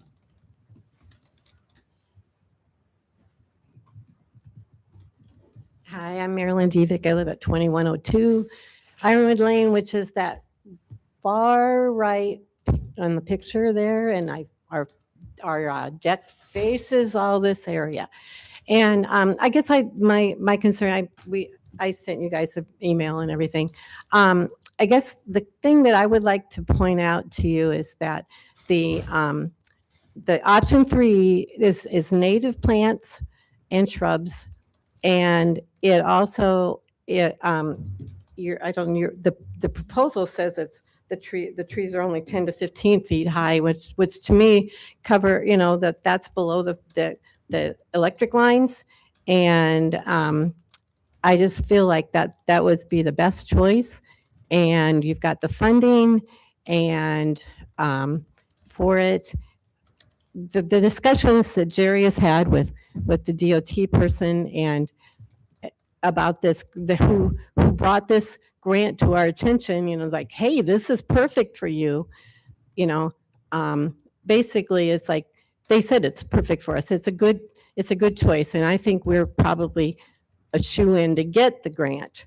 Maybe I'm being optimistic, but I just would like to really encourage you to take advantage of this opportunity to clean up. If you clean up, and at least, even if you do option 1, at least please get rid of the buckthorn and the honeysuckle and all that stuff. Make it so that the plant, so we don't have scrub and icky stuff to look at. And I appreciate you doing that. And thank you for listening. Thank you. Anybody else?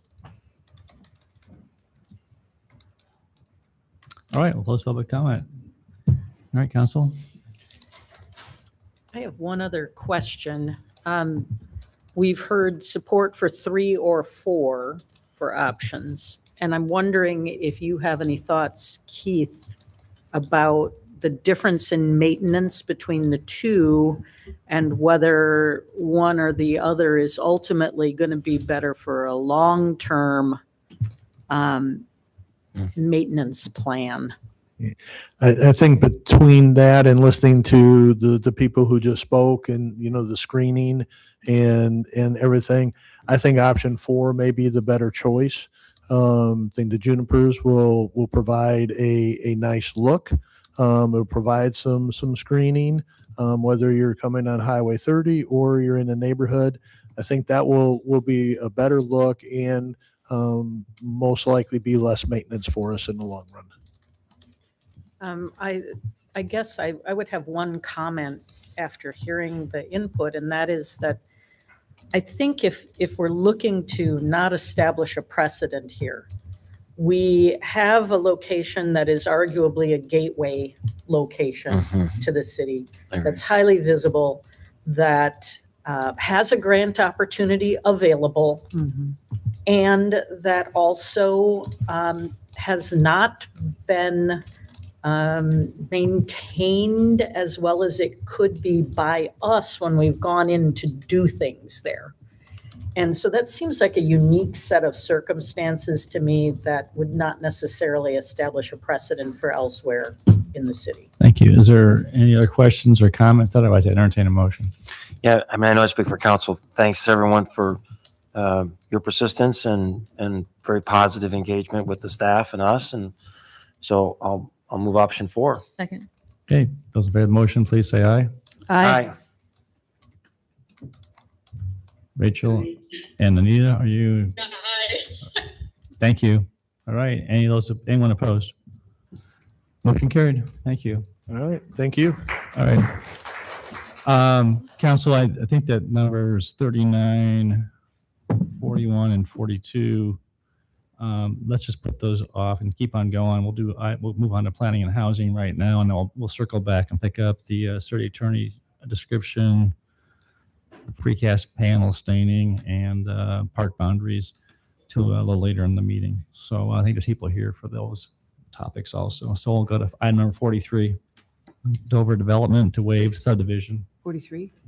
Or is it? Is my I don't know. I'm just making sure. It's 43. Yeah, this one's 43 online too, okay. and our paper. All right. My apologies.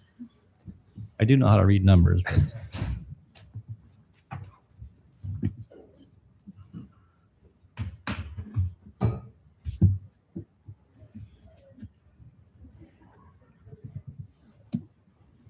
So good night or good evening, council. So this item is something you don't normally see. We have a property that's in the process of being divided into 3 lots. You have 2 commercial lots and then 1 residential lot. Dover is the prospective purchaser of the residential lot to build an assisted living facility. You recently approved a master plan and rezoning to allow for them to pursue that option of an assisted living facility. As they've been applying for and working towards their special use permit application to develop the property, they requested an additional driveway, or I should say a driveway onto GW Carver. When the 3 lots were created, Columbus was meant to be the local street as the point of access for all 3 of the lots. At this point, Dover would prefer to have a Columbus Street access point as well as a new access point on GW Carver, which is primarily meant to be their front door direct driveway into the center of their project where they would situate the building. So typically the city limits and restricts access to arterial streets. GW Carver is identified as a minor arterial for the city due to volume of cars and speed of travel. In this case, the subdivision code would restrict no new roadways or driveways unless they're an actual public street or a frontage road. But the request today is for the driveway based on essentially a waiver of that standard based on using spacing standards for access points under SUDAS. So in that situation, we have a subdivision code that is a little bit more dated in its approach. It's trying to manage access for safety and convenience of the traveling public. SUDAS is an engineering standards manual that the city uses. Our Public Works Department applies, and it's used on a statewide basis. And it uses access management based on speed and roadway design to space out these intersections. So our staff, our Public Works staff, has reviewed the request. They believe that if council were to waive the standards, the new driveway could meet SUDOT spacing requirements, which is essentially the distance from the Columbus Street intersection. Now, there's one other caveat to that decision. One is whether we think it's a suitable and safe access point, which is what the waiver is based on. But what is unresolved, and we've discussed this in the report, is what are the full improvements of GW Carver going to constitute at the time of final approval of the project. So in staff's recommendation, we're suggesting that council could waive the limitation. Essentially, it's based on the fact that the site is so large that another local street could have been built, but it's not, that you could meet spacing requirements for safety. But the need for the actual roadway improvements in terms of widening are unknown at this time. There's an ongoing traffic study in relation to GW Carver and the Cameron School intersection. The applicant has been told if we were to do this, depending on the outcome of that traffic study, lane widening might need to extend further south all the way to the driveway for access to this site. The way this is set up is if you were to motion alternative 1, you're indicating support for the waiver. The final decision on approval would come with the final plat, which is predicted to be within, I'll say, the next 2 months. So probably by May, you would have the final plat, which would include the conclusions of the traffic study and the roadway improvements that are planned for GW Carver. Thanks, Kelly. Questions? Kelly, I'm remembering correctly that the bike trail is going to be on the east side. Is that correct? Yeah, long-term, the shared use path would extend on the Northridge Heights side and continue east and connect into the path that's at Iron. It's on the east side. Okay, thanks. So there'll be sidewalk on this frontage, shared use path on the other frontage. Okay, thanks. Other questions?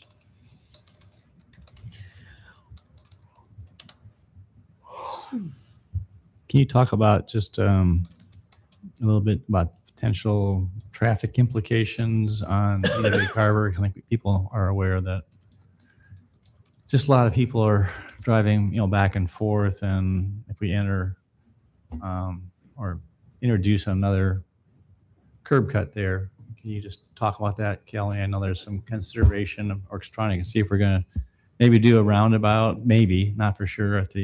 Yeah, so it's a little unusual in how many things are up in the air at this moment. There's a lot kind of converging together on parallel timelines here. So you had this preliminary plat approved. Now you have a developer trying to build on that larger lot to the south. But in the meantime, City Council has directed staff to evaluate and study an option for a roundabout at Cameron School Road and GW Carver in partnership with Story County.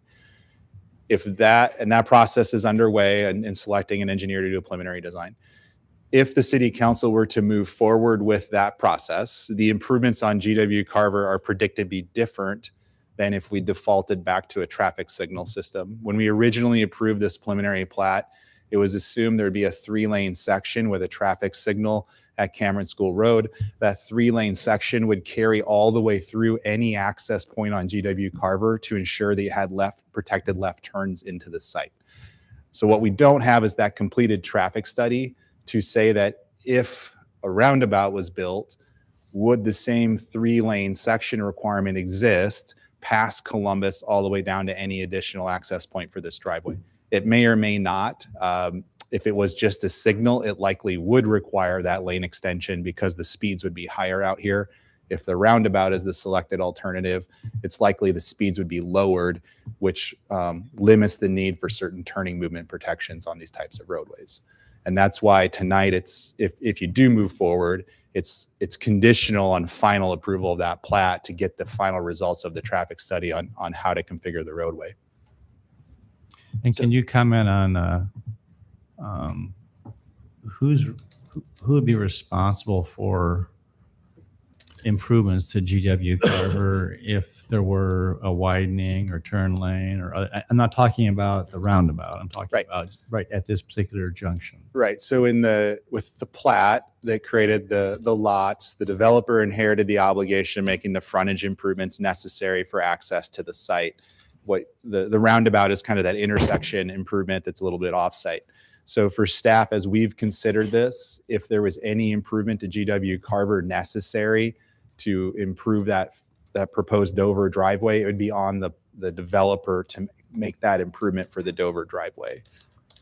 And that would be based on the traffic study recommendation or staff, or how would that be? Yep. So once staff is able to see the final traffic study, then we would make our final recommendations on what the improvements need to be GW Carver. Either the council will be approving those with the final plat, or the zoning board of adjustment with the special use permit process would have to make those final decisions. In all likelihood, it's the city council with the final plat. Okay. Yeah, that's extremely helpful, Mayor. So I hadn't considered this at all on the roundabout. So it's a little awkward that we're moving forward with this without having definity on the roundabout. So, so thank you for raising this, because it's really a different project if it's a roundabout. It could be. So I think for staff, at first we were concerned kind of like, what's the timing of all this? But Right. we've concluded that whether it's a signalized intersection or a roundabout controlled intersection, the second driveway can exist. It's only a question of whether the developer is responsible for additional widening with that driveway. And I suppose the developer understands that's baked into this outcome tonight. I believe they do. We've said that as staff in our DRC meetings, that if this was granted, you're responsible for the cost of improvements. We just don't know exactly what that improvement is. If they decide they don't want to bear that cost, they can still have their access off Columbus and develop the site. It would be their choice whether they wanted to pursue that driveway with the cost. Okay, great, thanks. Kelly, does suit us when it's considering the distance between entry or access points, take into consideration whether those are controlled access points?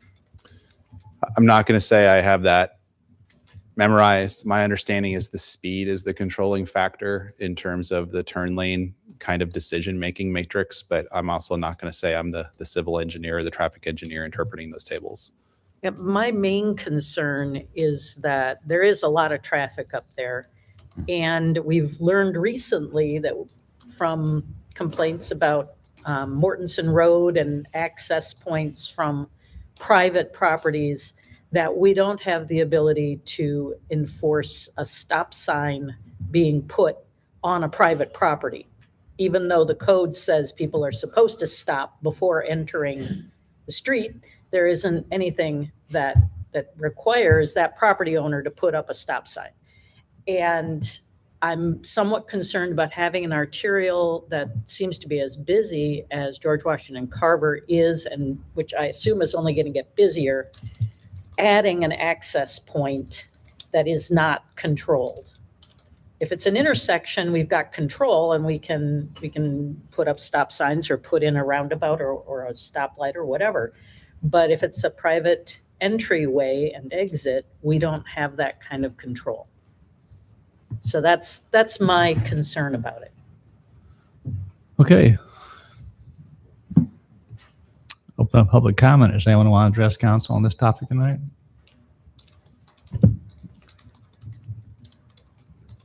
Hello, can you guys hear me okay? Yes. Yes, we can. Patrick Antone. Awesome. This is Patrick Antone with Dover Development. I apologize we can't be there in person, but we wanted to just kind of get some context here and address the access. This access point along GW Carver is very important to us for a couple of reasons. The first, and I cannot see the board, so I'm not sure if you guys have a site plan pulled up. But if you do, on the west side of our site plan, where our current access is along Columbus, to the west of that, you'll see the independent living cottage units there, or cottage apartments. That is the only other access that we have to the site currently. And those will be senior residents living in those units, kind of walking, using that to walk to and from the community building. And so our concern with only having that as our only access point is that being where all of the traffic flows, to and from when those residents are walking back and forth.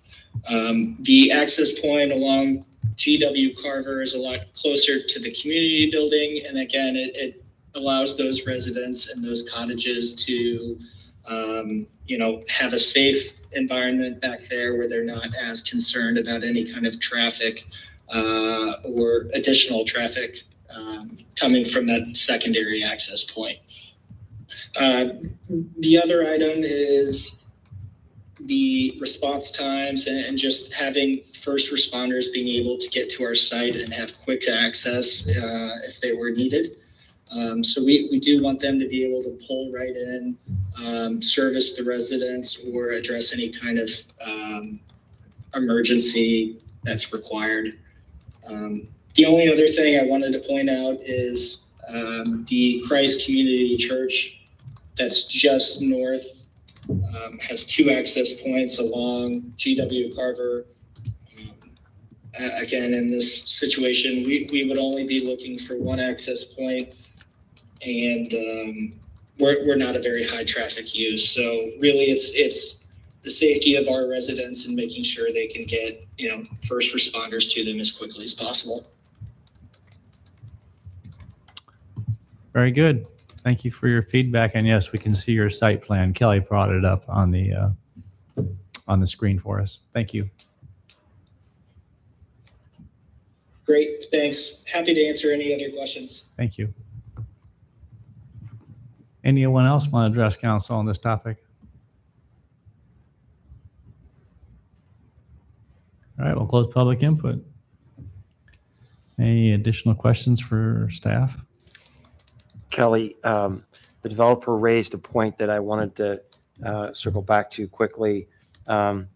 Just from a planning perspective, having more than 1 access point seems like a really good idea for all kinds of reasons. And so I just wanted to get your feedback on that particular point. From a planning perspective, would you agree that having a second point of access for this is just a good principle? I think if you're starting from scratch, we want a road network density of about every 600 to 800 feet, so that we have local streets going into developments, creating access opportunities. The way this was platted, you ended up with 1 in a 1,200 plus linear footage of roadway. So that's why they're trying to ask for the waiver instead of building a second local street to get access to the site, because there is no other property here. That's why they're asking for that. So it's kind of the density of intersections were determined by the developer to only have the 1, and then this user would prefer to have a second. And yes, 2 is generally a good thing for this large of a site. It's just the configuration doesn't really fit the way our subdivision code normally would plan for this. Yeah, that's really helpful. Thank you. All right, so if council is interested in alternative 1, Kelly, which should be the approval of the waiver request, would it also be appropriate to include in there just clarifying that cost would be borne by the developer if improvements to GW Carver were necessary due to the traffic study? Yeah, I think if that gives more comfort to the council that the city isn't looked at as being the resource to implement this option, then I think that makes sense to add that to alternative 1. And could it also be that there would be that the plat or somehow it would show that there is some, to Gloria's point about a stop sign of some sort or some kind of control at that point? So or the how would an on-site stop sign would not be part of a plat. It would be something that would be discussed with the special use permit, which is what reviews the site plan. You don't see that. Okay. I think that's noted. You could put a condition on the waiver that on-site stop control is there. That's not an issue, I don't think, for anyone to put that there. If that was an issue citywide, I'd say you want to look at that as a zoning issue, not on a case-by-case issue, because it'll just get lost. But if it's a citywide concern, you would add that to the zoning code. Okay. All right. Is there a motion? I would move alternative 1 contingent on the developer paying for all traffic improvements for a driveway off George Washington Carver. And would this be where we would? Widening if necessitated by That's the traffic improvements. Okay. Necessitated by the traffic study. Okay. But is this the point at which we could put into the motion a request? Yeah, I think you could say, the waiver is conditioned upon an on-site stop control. And the waiver conditioned upon on-site stop control. I'll second. Okay. All right. Any further conversation? Otherwise, we'll. All right. Roll call. Rollins, Aye. B.D. Hanson, Aye. Garten, Aye. Betcher, Aye. Junk,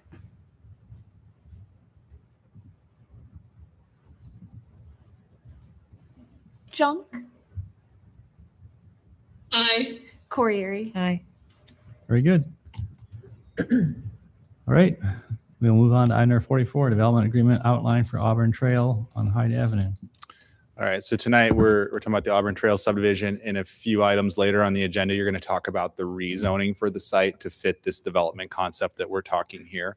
We're talking about this one first because there's already 2 development agreements that are in place for this property. You have an original annexation agreement that spelled out obligations related to participation in a street assessment, water buyout fees, water and sewer connection fees, and some other obligations for development of the property.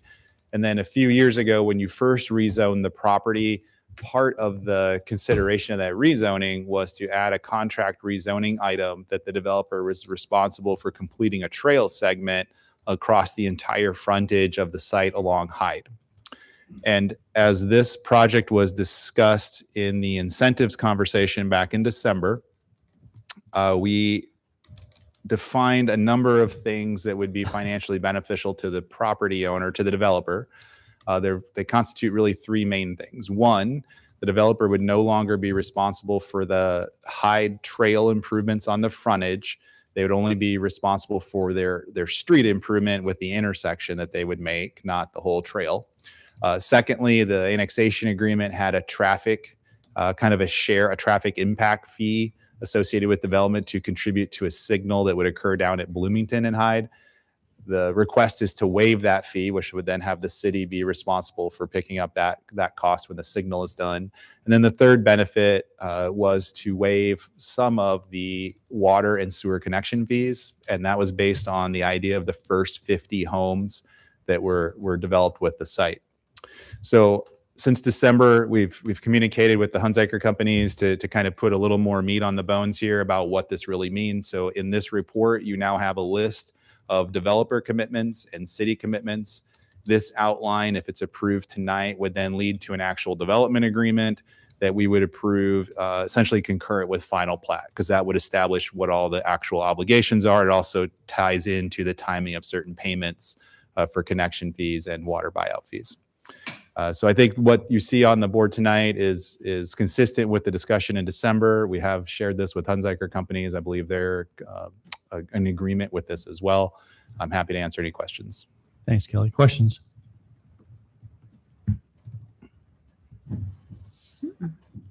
Open up public input. Anyone want to address council? Chuck?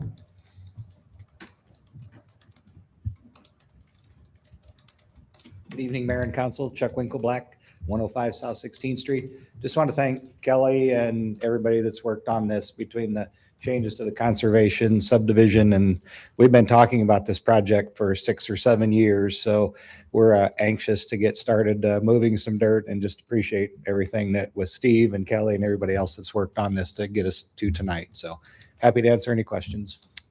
Any questions for Chuck? Thank you. Thanks for investing in the project too, Chuck. All right. Anyone else want to address council? Close public input. Is there a motion? Move alternative 1. Second. Thank you. Roll call. Beatty Hansen. Aye. Garten. Aye. Betcher. Aye. Junk. Aye. Corriere. Aye. Rollins.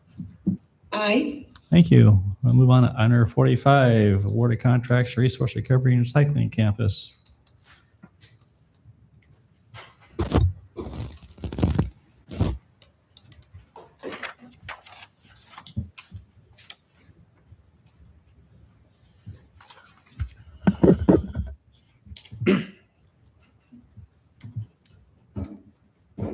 I just want to comment, Justin and Mark, Brian, that I think you guys did a great job on your report and everything too. So maybe I'll just hit the high points and we can keep on moving. Yes, so we're returning to the city council after March 10th, where we reported the bids for this project. We have 11 separate construction contracts that will all come together to complete the project.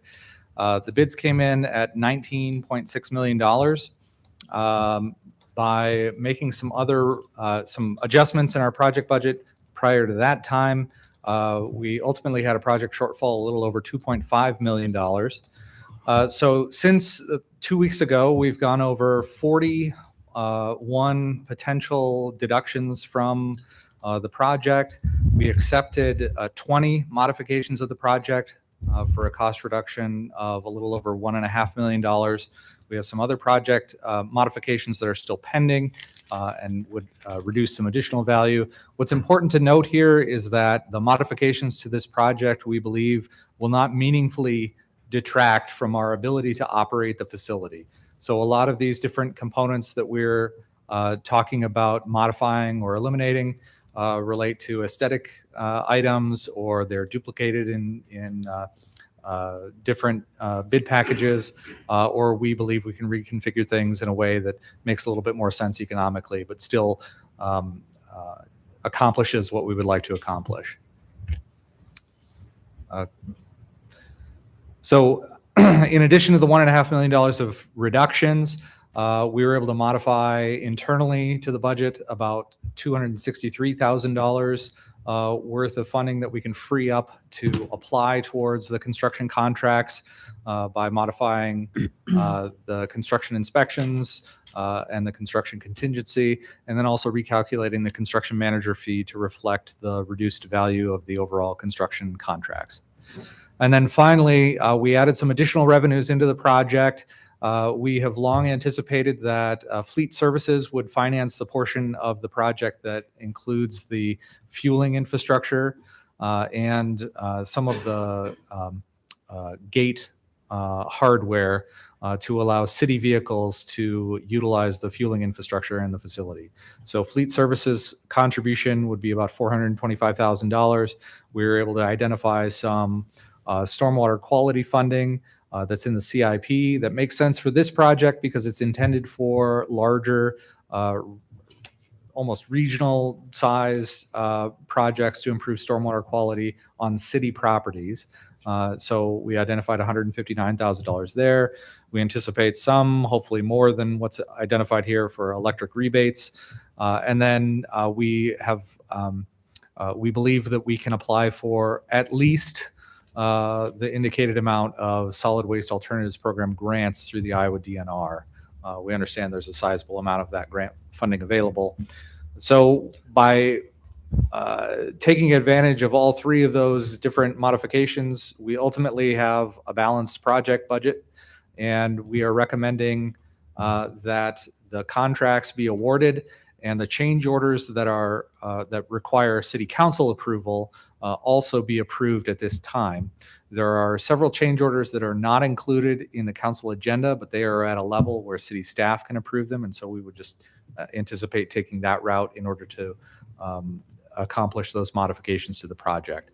We do need to have a discussion, perhaps at the end of the council meeting, just briefly to identify a time when we can have a brief electronic city council meeting, perhaps late this week, where we could formally approve contract and bonds. This is what the clerk's office would call a perfunctory step that has to be accomplished in order to fulfill a state code requirement.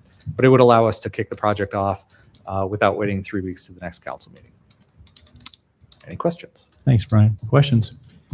So we're just finishing the Fitch Indoor Aquatic Center, and we've used a similar approach of having, instead of one bid, we've broken it out into these projects, and we've had some change orders that have come along, and I've sort of got that in front of me as I think about this project. And so could you speak to the way in which the reworking of this has affected the contingency that we're holding on this project? Well, in order to make this project go, we have had to reduce our construction contingency. We have, I believe, over, is it 400,000?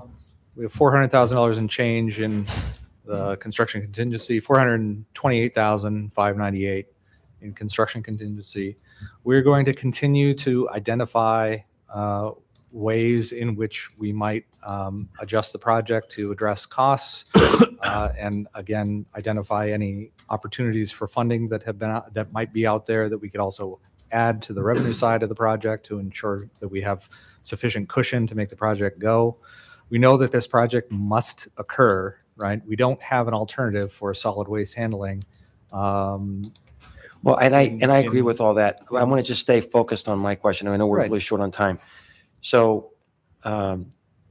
is there a rule of thumb that the city has followed with respect to what the contingency should be as a percentage of an overall construction project? I don't have that number in my head.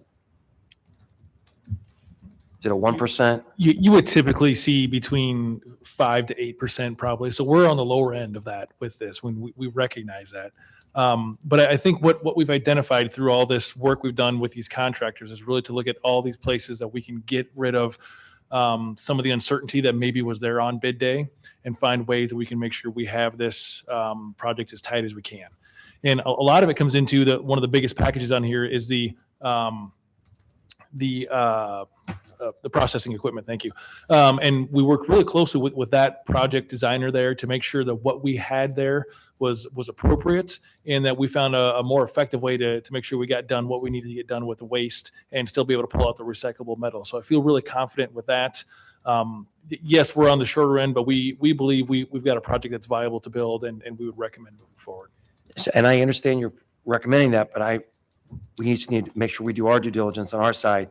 So 428,000 and the project, is it now 16.8? 18 something. I'm looking at this. Why isn't this? The construction part of the Night. equipment versus the construction. This one. No. So 18. So what is that as a percentage? What does that represent?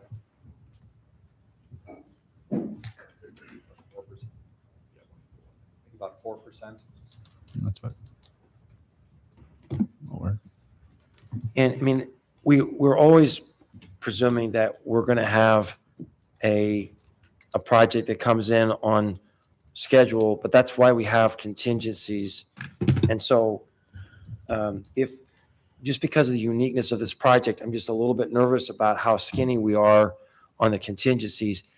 Worst case scenario, if we ran a situation where there was a need for additional funds that exceeded the contingencies, I don't know that we've been in that situation before, then what do we do?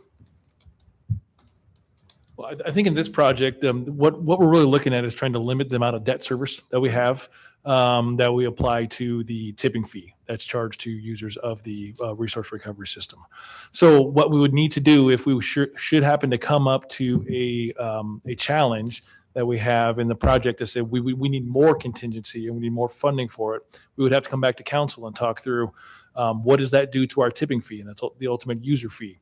Now, what we could do is you can probably hold the first year where it's at, but then what's going to happen is the fund balance in subsequent years would likely need to change, or we need to look at alternative funding sources. Again, some of these grant programs that are out there that we are looking into to see if there's additional ways to find that as well. But that would be the decision we'd have to make is would we have to look at revenue abated bonds to do this again, and something obviously we're trying to limit what we're doing with that. There's also savings we find in other projects. They have a lot of other projects. We have one on the agenda today. We were $700,000 short, and we had to find savings to handle that project, right? I can't remember which was on the agenda where we were short and we had to. 13th grand. Pardon me? 13th grand. So we have come in under some of the projects, if you remember, the flat space projects. So we'll just have to find it from other places. Okay, thank you. We looked there first before we raised tipping fees. That's 2%. Any other questions? Open up public comment. Does anyone wants to address council on this topic tonight? All right, we'll close public input. If there's no further questions, I would entertain a motion on, if council so approves, awarding item number 45A through P. P. So moved. Second. Just so the council understands, the concrete contractor's been replaced then in Right. this, you notice? The second low bidder has been replaced in this vote. Okay. And that includes both the award of the contract as well as approving the change orders that require council input. All right, roll call, please. Garten, Aye. Betcher, Aye. Junk, Aye. Corriere, Aye. Rollins, Aye. Beatty Hansen. Aye. Thank you. Thank you. All right, move on to number 46, hearing on zoning text amendment, creating a new zoning overlay district, West University Pedestrian Enhancement District, density parking and design requirements between Sheldon and Highland and Lincoln Way and Oakland.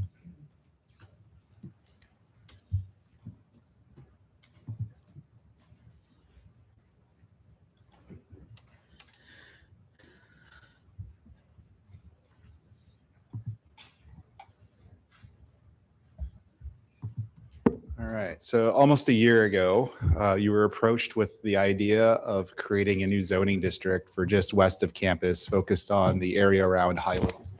So Chuck Winkleblack, representing the Hunziker Companies, owns 2 properties up here at the corner of Oakland and Highland that they would like to redevelop with a project that is not compliant with the current West University Impact Overlay zoning district. So City Council reviewed that request and initiated a zoning text amendment for this area just west of campus. So it's a small of area. It's less than 2 blocks west of campus, to look at allowing for intensification in the effort to implement the comprehensive plan. So in Plan 2040, we designated this area as an RN4 neighborhood, which is supposed to be a pedestrian-oriented, walkable urban neighborhood. And way that is intended to work is to support intensification, but also reinforce the public realm, the streetscapes, and the mobility options for walking and biking.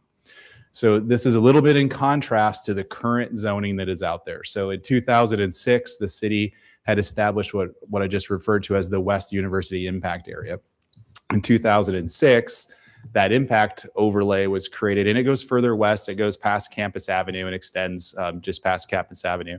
The purpose of that district was to have a little bit of design requirements, some focus on use of high quality of materials, primarily brick, and then it had an extra enhanced parking requirement. And the reason for that was, even though it's in a walkable area, there was concerns about over occupancy of apartments and potentially infiltration into the neighborhood of parking issues and just a number of issues that can happen. Well, since that time, a couple of different projects have been built. But as you look at intensifying and as you recognize that the university is a very walkable destination for here, and this is a student-oriented apartment area, RN4 fits that idea, that we want to support walkable areas and to support redevelopment that fits that context and purpose. So as we've gone through this process, I think we've had 2 goals.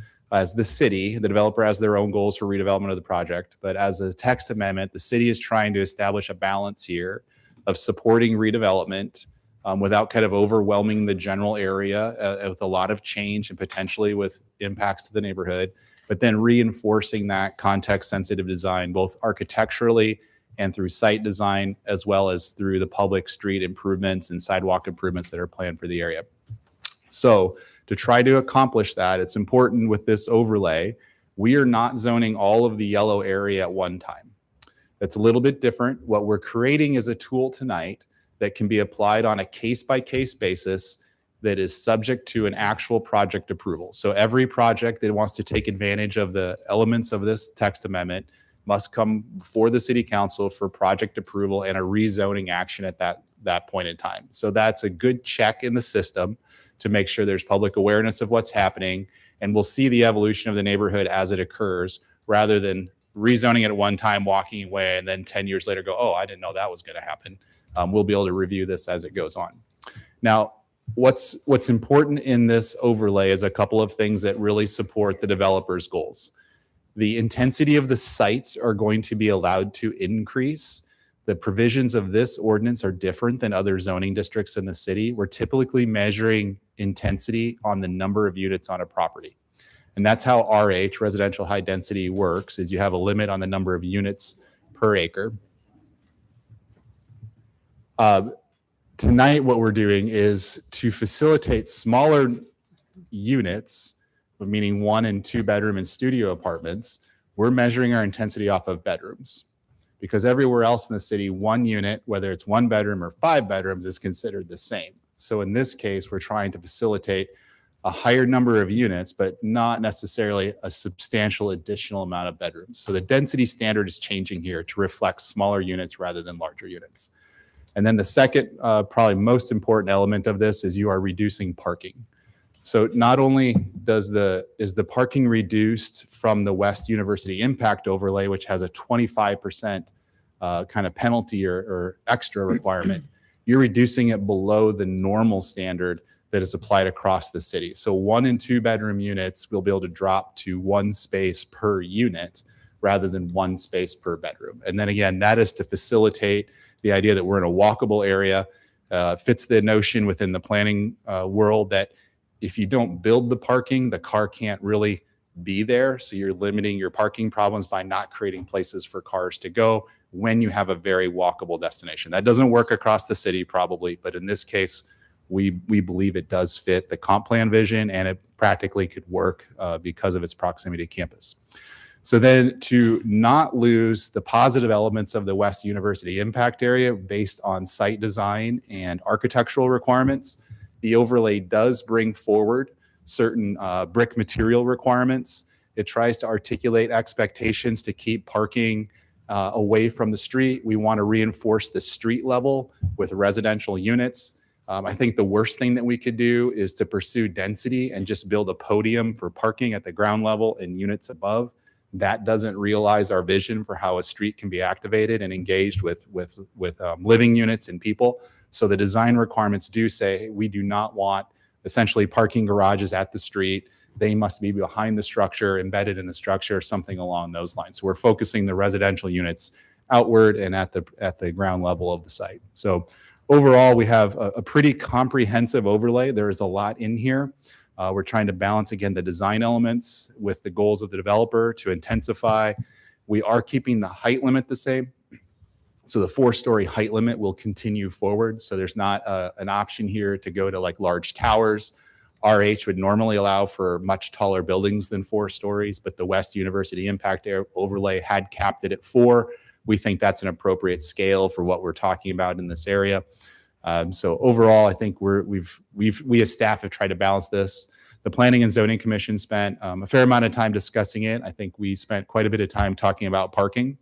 The issue of parking, we did some surveys of the area to try to analyze, was parking really being utilized? That's all included in the addendum. Staff believed based on usage, you can justify the parking reduction from what we've seen. The commission ultimately recommended approval of this within the scope of how we had described it for the parking reductions and the design elements. Since that time, staff has refined the design configuration requirements of the ordinance that you're being presented tonight, but the parking, the density, the height, all of those basic things are still the same as what the Planning Commission saw. So technically, we have an applicant for this project, and the city staff is supporting the text amendment as proposed, and I believe the applicant also is in support of the text amendment. Thanks, Kelly. Questions? Kelly, this is not a super huge area of the community, but I am curious, have you evaluated the properties in this space with an eye to how many of these properties might pursue redevelopment if we do this? In other words, we've got one project, but we're doing a much larger area in probably anticipation of others. Any sense of how many other properties might take advantage of this? Yeah, so one key aspect of this was that you can't take advantage of the benefits of the density allowances and the reduced parking unless you're building a new project. So we did look at that question. So I think in the report we talk about a handful of sites that we think are either currently vacant or probably aging out, much like the Highland site that the developer's looking at. they're not vacant. It's just the properties have aged out to a point where redevelopment is a viable economic choice versus continuing with what they have. So we thought there was only a handful of properties in this total area because a lot of it has been redeveloped in the last 25 years. So it's not a ton of units. I don't have the number off the top of my head, but we did put an estimate into the council action form for that. I can find that as we go through the meeting if you want. Okay, thank you. Other questions? All right, declare public hearing on this item to be open. Does anyone want to address council on this topic tonight? Chuck?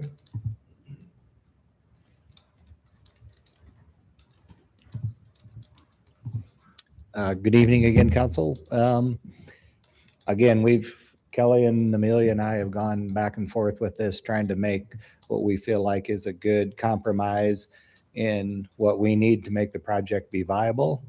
And again, if you see, it's not really shown on here, but I mean, we are literally a stone's throw from the university. And so as we've been through other places in our city to city visits and stuff, this is where intensification should happen in our belief. And we think the eye towards the smaller units also makes sense in here. There seem to be less problems for everyone.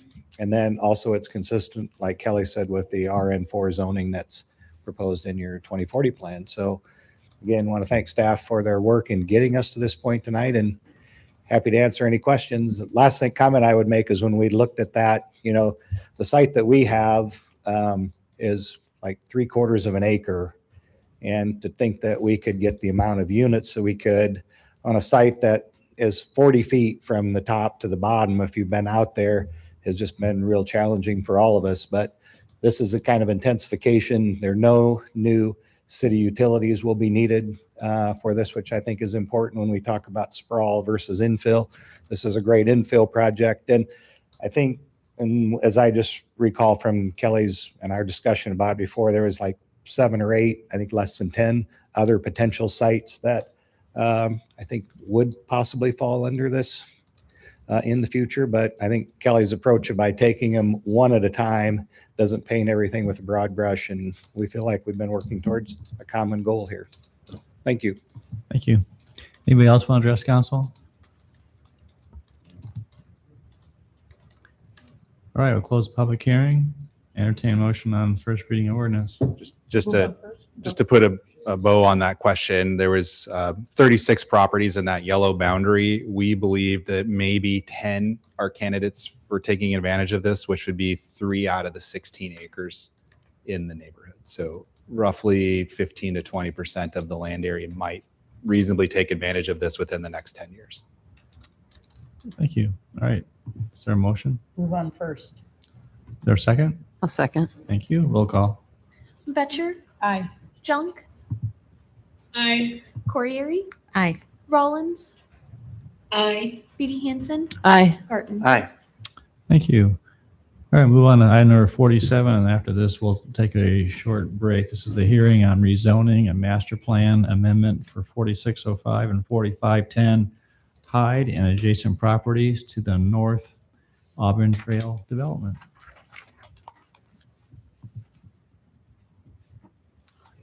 All right. So for Auburn Trail, as we mentioned earlier, this site has been subject of a number of meetings in terms of zoning and annexation actions. It's been 4+ years since the last time we looked at this for rezoning. So the site has been zoned to FSRL, which is our single family zoning district for the expansion areas of the city.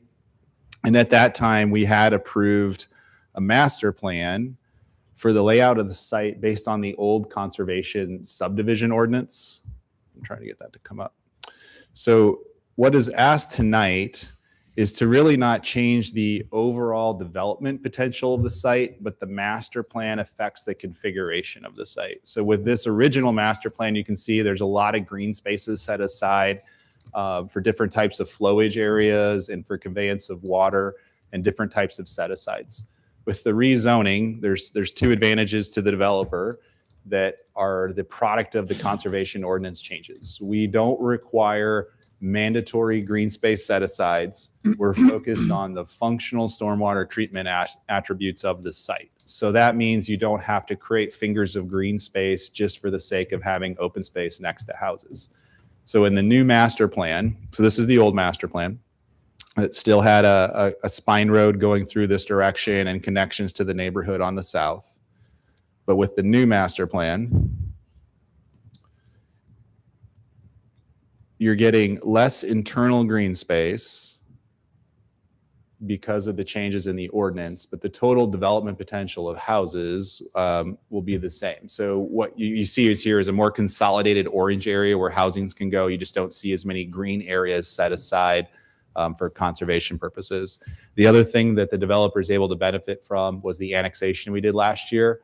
We had to leave these strips of land on the north side of the property out of the annexation to meet state law for annexation purposes. That's been brought in now, so that can be developed to finish out some lots that were projected in that area. So overall, the overall density is pretty much in line with the last master plan. There's no increase in density. I think developer is realizing a benefit in the amount of units they're actually going to get compared to that range.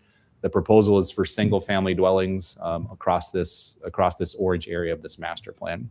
So if this is approved tonight, the next step, because this doesn't really show lot layouts, it doesn't show the grading plan, any of that information, the next step in the process will be a preliminary plat. And at that point, you'll have a full stormwater management plan, you'll have the complete street layouts, and you'll have the grading plan and the lot layouts for everything on both sides of the street. So is there any questions about the rezoning or the master plan changes? Yeah, could you just explain exactly how this is zoned now and what's being changed and what's going to be allowed? Yeah, so it's zoned FSRL. Which right now it is. It already is zoned FSRL, which is our uses allows what? Single family homes. So Okay. attached or detached single family homes only. In this proposal, the range of units that are allowed is not changing. I think it's a maximum of 190. What is changing is internally how those lots can be configured. So this orange or brown area that you see on the screen, it is not cut up by open spaces. It allows more uniformity and efficiency for the developer to realize those single family home lots. Otherwise, there is no change to the access points, the plan for the spine road to go through the site, to have a detention facility in the southeast area of the development. There's no change. There's some alteration of the course of the water through the site, but there's still that main stormwater treatment area through the center of the site. So it does not change the total units on the site. It really just changes how they're internally configured. Why is it listed as a rezoning then if there's nothing changing? So by our rules, if you alter the master plan, which is approved with rezoning, it's a rezoning to change the master planning, even though the letters of the zoning aren't changing. And then could you just explain what's going on the east side of Hyde in that lower right-hand corner? Sorry. On the east side is East side of Hyde down there on this, it was primarily green with a little bit of tan there. Sorry. That's all right. One additional flag lot is proposed in that orange area. The other area is just stormwater detention and open space. So there's no development over there. It's just primarily going to be left as green space. Is that right? Or for stormwater detention? Or I wouldn't say it's left as green space. It's going to be created into a detention pond. Okay. To serve this subdivision. There's a main detention pond on the west side, and then it's going to be conveyed over to the east side, go through that facility, and then release into the drainage way that's on the boundary of the property on the south side, which then flows into Ada Hayden. Robin, do you have a question? I interrupted you when you were going to ask something. No, I think you're good. Okay. I think Kelly answered it actually. Okay. Other questions? All right, I declare the public hearing on this item to be open. Anyone who wants to talk to council about this, they're welcome to do so. If you're interested in talking or make a comment, you certainly can now. Okay. Chuck, anything? Only if you have questions. You've heard me enough. Okay. All right, I declare the public hearing on this item to be closed. Is there a motion on that council wishes to make on this rezoning and master plan amendment? Move alternative one. Very exciting. Okay, moved to seconded. Those in favor of the motion? Aye. Aye. Aye. Aye. Aye. Any opposed? Motion carried. All right. Just for double checking, I didn't see this as a resolution. Is that correct, Carly? It should be a first reading of an ordinance, and then we'll eventually have a third reading with a resolution to approve a Okay, zoning let's agreement. just for the read, master plan. just read it. Just do a roll call. Just be safe. Okay. Junk, Aye. Corriere. Aye. Rollins, Aye. Beatty Hansen, Aye. Garten, Aye. Betcher. Aye. All right. Let's take a 5-minute break and we'll reconvene at 20 of 9.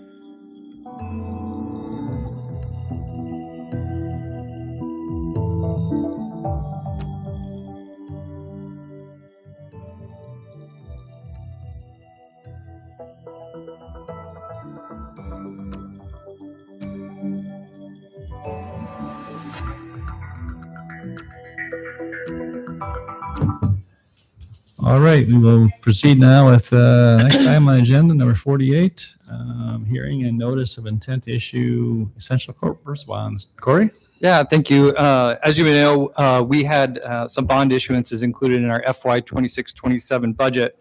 It was about $16.3 million for the purposes of street improvements and airport improvements.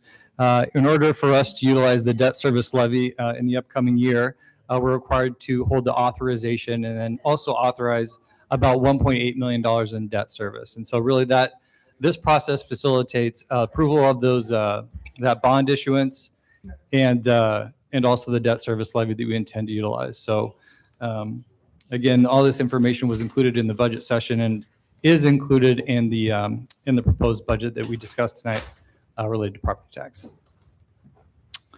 Thank you. Questions? All right, declare the public hearing on the notice of intent to issue $17.375 million in essential corporate purpose general obligation bonds and associated tax levy and debt purposes. Anyone want to address council on this item? Seeing and hearing none, we'll declare the public hearing to be closed. Entertain motion on resolution taking additional action on proposal to enter into essential purpose loan agreement, combining loan agreements and providing for levy of tax to pay general obligation corporate purpose bond series 2026A. Move alternative 1. Second. Thank you. Roll call. Corriere, Aye. Rollins, Aye. Beatty Hansen, Aye. Garten, Aye. Betcher, Aye. Junk. Thank you. Aye. Thank you. We'll move on to item number 49, hearing on sanitary sewer and manhole rehabilitation Basin 11 project. Any questions for Justin on this project? Declare public hearing on the sanitary sewer and manhole rehab project Basin number 11 to be open. Is there anyone who wants to address council on this topic? Declare the public hearing to be closed. Entertain motion on resolution taking additional action for authorization of a loan and disbursement agreement and the issuance of sewer revenue bonds, SRF loan, not to exceed $2.1 million. So moved. Second. Roll call. Rollins, Aye. Beatty Hansen, Aye. Garten, Aye. Betcher, Aye. Junk, Aye. Corriere. Aye. And entertain motion on resolution approving final plan specifications and awarding a contract to Municipal Pipe Tool Company, LLC of Hudson, Iowa, in the amount of $1,616,102.90. So moved. Second. Roll call. Beatty Hansen, Aye. Garten, Aye. Betcher, Aye. Junk, Aye. Corriere, Aye. Rollins. Aye. All right, move on. Item number 50, sanitary sewer rehabilitation, East Lincoln Way and Nickel Truck Line project. Any questions for Justin? Declare public hearing on this item to be open. Is anyone who wants to address council on this project? Declare public hearing to be closed. Entertain motion on resolution taking additional action for the authorization of a loan and disbursement agreement and this issuance of sewer revenue bonds, SRF loan, not to exceed $5.7 million. You said one quick question for Justin, and I think about it. This engineer's estimate is so much higher than our bid. Any thoughts on that? I don't want to take a long time on it, but it's really big. These are very highly specialized contractors, and what we found is we had a contractor that had availability in their schedule for 2 very large projects. So we had very fortunate bids. We've used this contractor before, so I feel comfortable moving forward with it. Yeah, so keep their phone number. I agree. I need the savings somewhere else. Yeah, move alternative 1. Thank you. Roll call. Garten, Aye. Betcher, Aye. Junk, Aye. Corriere, Aye. Rollins, Aye. Beatty Hansen. Aye. All right, let's go back and we'll pick up item number 39, 41, and 42. 39, Bethany, come up, and this is on the job description for and process for recruiting city administrator. Attorney. Attorney. Not Attorney. not- Yeah. I was not. I'm sorry. Announce the retirement. Okay. All right. That's You're making me not nervous. a public announcement. I don't want to go on closed session. Yeah. Thank you for the clarification. That was a very, very bad slip of the tongue, so. Freudian slip. That would make the newspaper, wouldn't it? Yeah. Tribune, keep that out. That is not true. Oh, and same for the Ames Voice.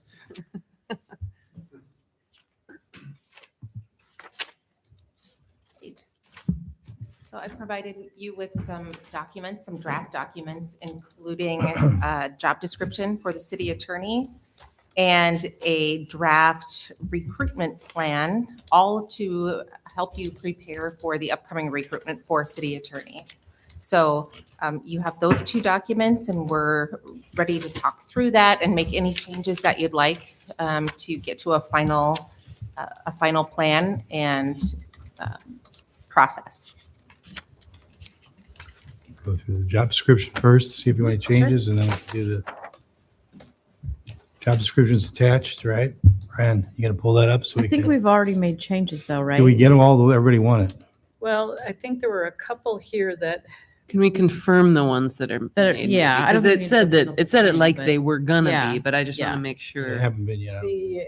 the question of admission to federal courts or obtaining admission. Right. We wanted to remove that, right? Right. But that's still in there. Oh, So- okay. Yeah, there's some there's still. We have to And- vote on those probably, huh? And also, We can- Mark had recommended under preferred experience, it said at least 1 year of experience in real estate or construction law. And he had recommended that we amend that to real estate law or construction contracts. Okay. Because of the way the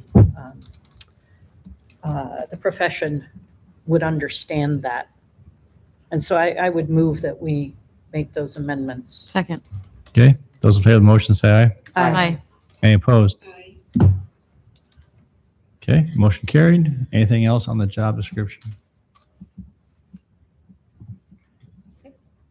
All right, moving on to the recruitment plan.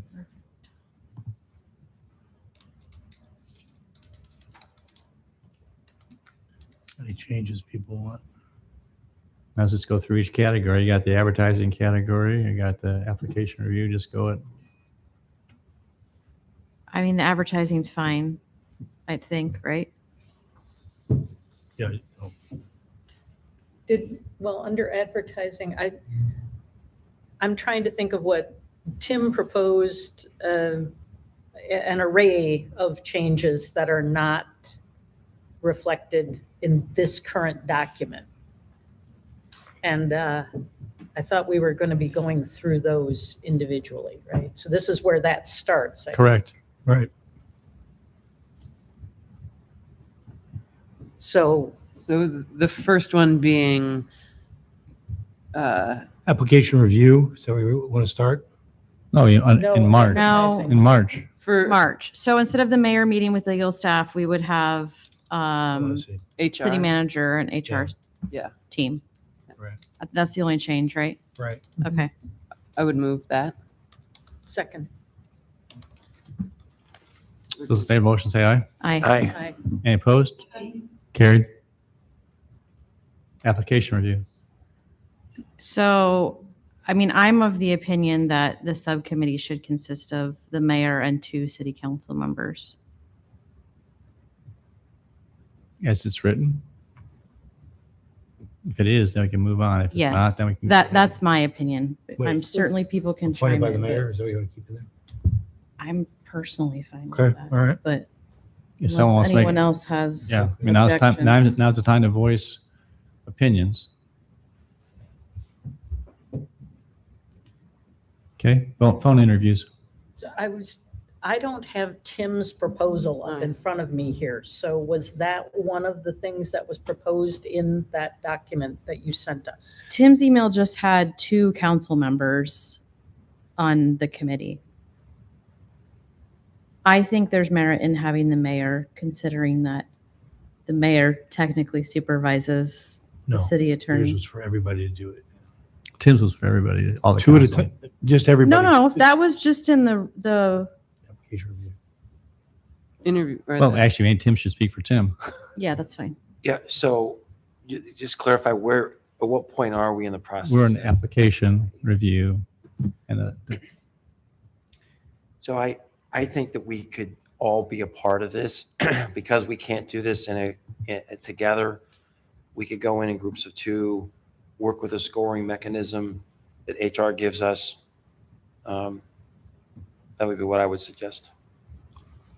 So flesh out that process thing. Are you talking about that 2 council members would go in and look at them, and they would give recommendations, and then 2 more would come in, so you wouldn't have an open meeting? Basically, it'd just be 2 by 2.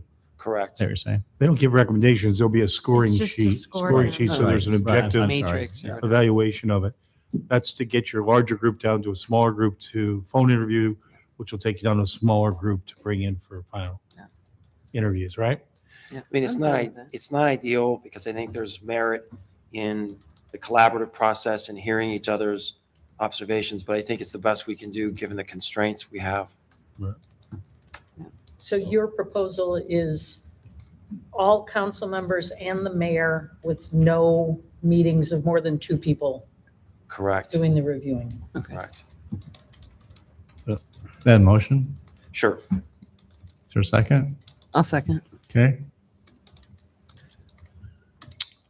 Those in favor of the motion say aye. Aye. Any opposed? So Brian, we'll let you and Bethany, I mean, so it says the subcommittee and HR director will determine. So it'd just be changing it to HR will view the scoring criteria, whatever. Is that right? Is that how that would work? Or maybe Bethany, you would want to speak to that? You understand what we're talking about in terms of how, Right, how that so- would be? So I would create a scoring mechanism that would be provided to all of you. I will go through and screen for minimum qualifications, and those who pass minimum qualifications would move on to review by this group. And then we would have a scoring rubric that you would go through and then put your score together, and the high scores would move on to the next step. Correct. Right? Without a meeting, correct? You'd probably meet with each smaller group. You Small would meet group. Yeah, personally. you'd be a part of that. You'd have 3 meetings at least. Okay. Everyone, is that consistent with everyone's understanding? Okay, all right. Phone interviews. I don't think that needs to change. I would prefer that it just be council members doing that reviewing. The phone The interviews? phone interview? I disagree. I've been involved in phone interview processes before, and it always feels like you get too many people involved and it's not as effective because it becomes somewhat inconsistent in how the interviews are done. Well, what we're suggesting this one is 2 council members, the HR director and assistant city manager. You saying that's too much? And the mayor. Go through, explain what the normal phone interview process is. So typically when we do phone interviews, it's someone from HR. So in this case, it would be me. Typically it would be the hiring manager. So right now that's all of you as the hiring manager. And so frankly, that's too many people to have in the room for a phone interview.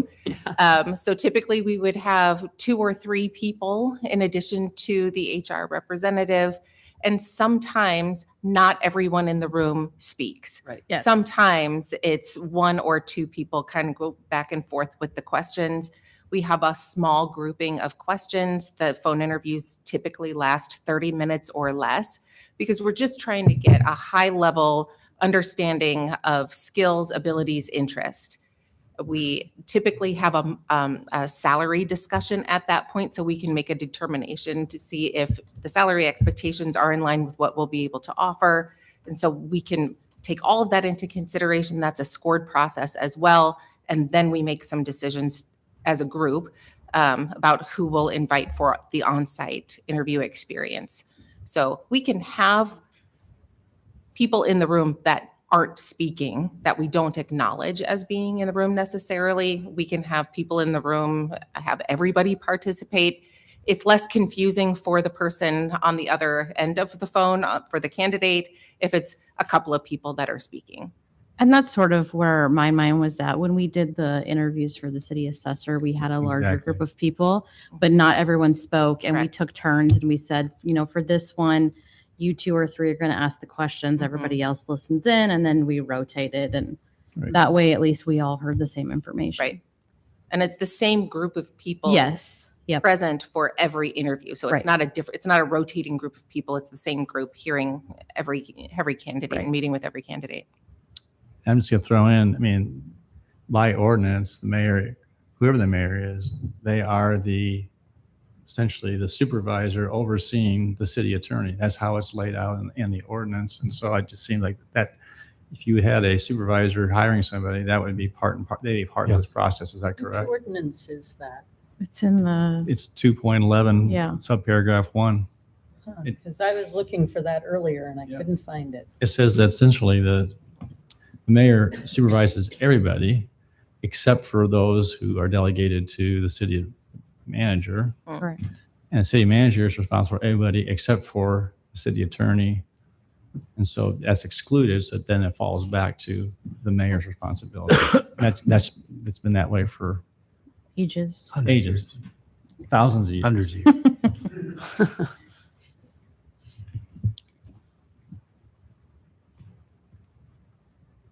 So we're leaving it as is?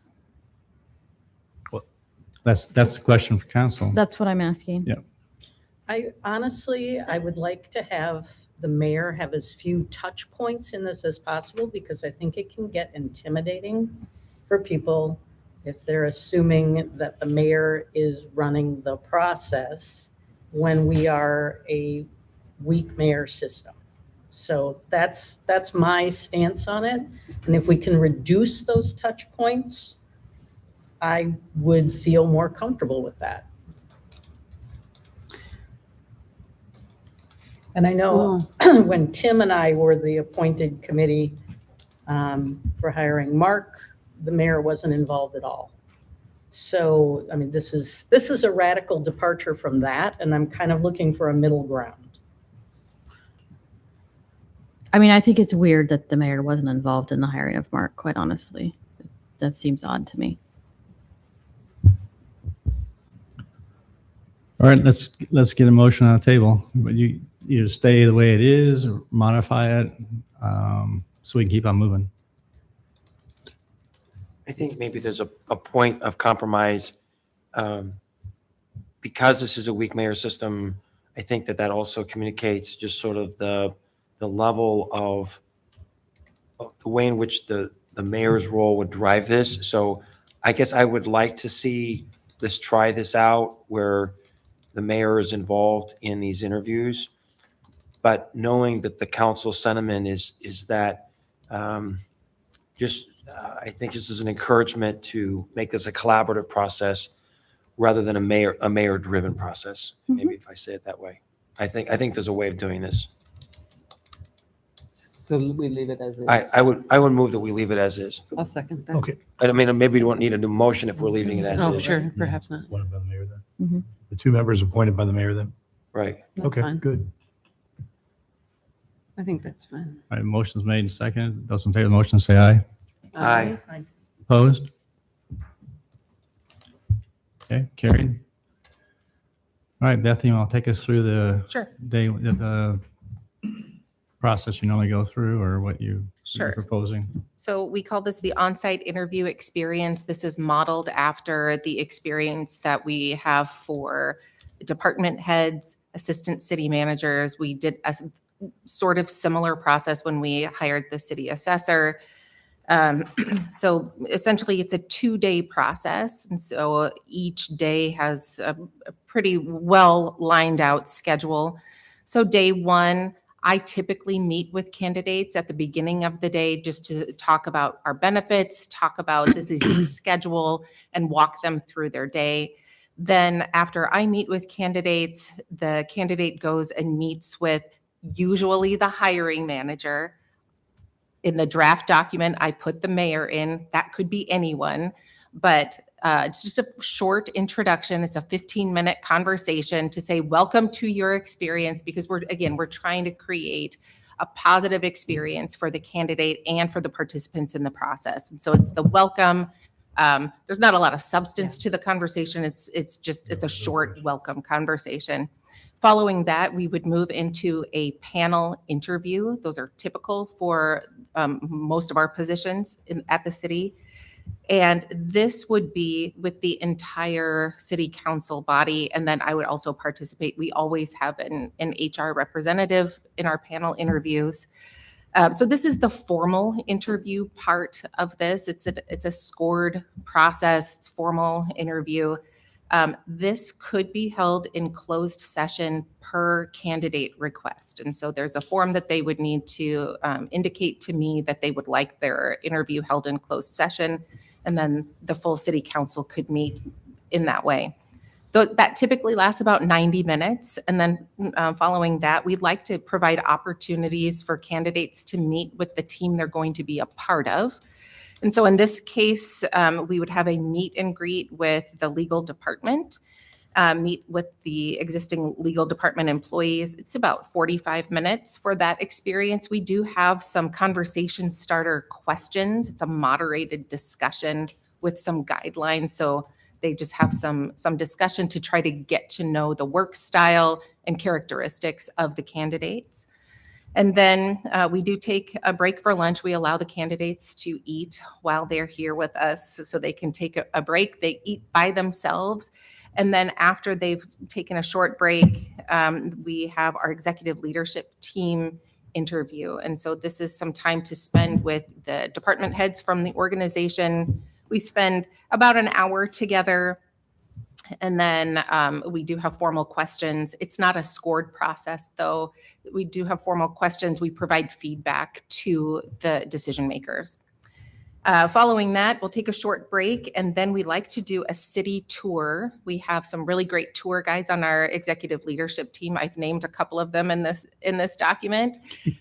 They do a really great job. So in this case, couple of options, Keith Abraham or John Dunn. They do a really great job showing off city John just told us facilities. he's going to be in a conference. So, Okay. So we'll have to. So maybe it's Keith it Keith is. that would provide that. So we show off our city facilities, parks, talk about relevant projects that are happening that Something the that's candidate good. might get to work with.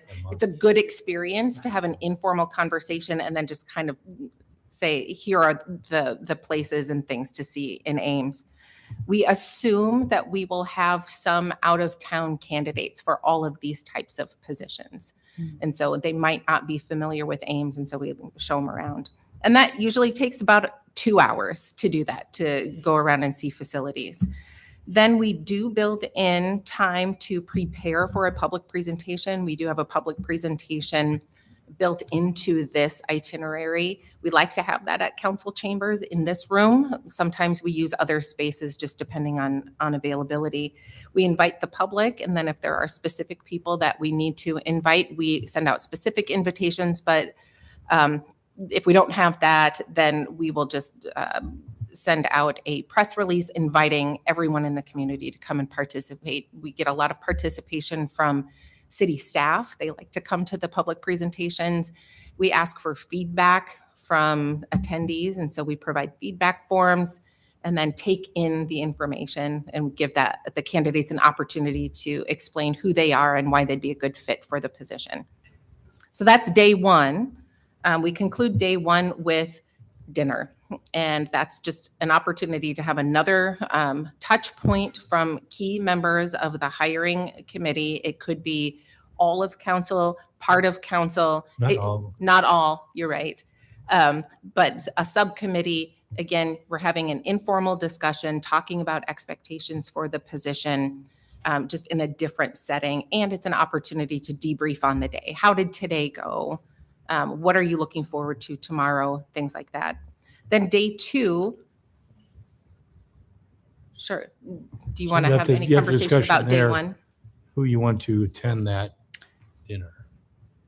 I had a question, not about that, just about day one.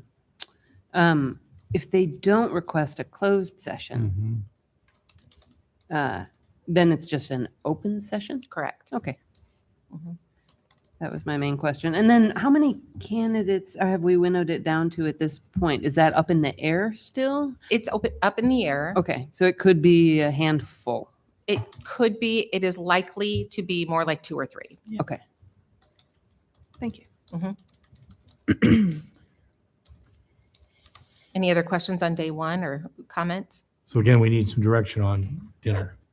I still have concerns about the number of times the mayor is involved in everything here. And this is another point where we could have a city council member in that slot and 3 city council members instead of the mayor and 2 city council members.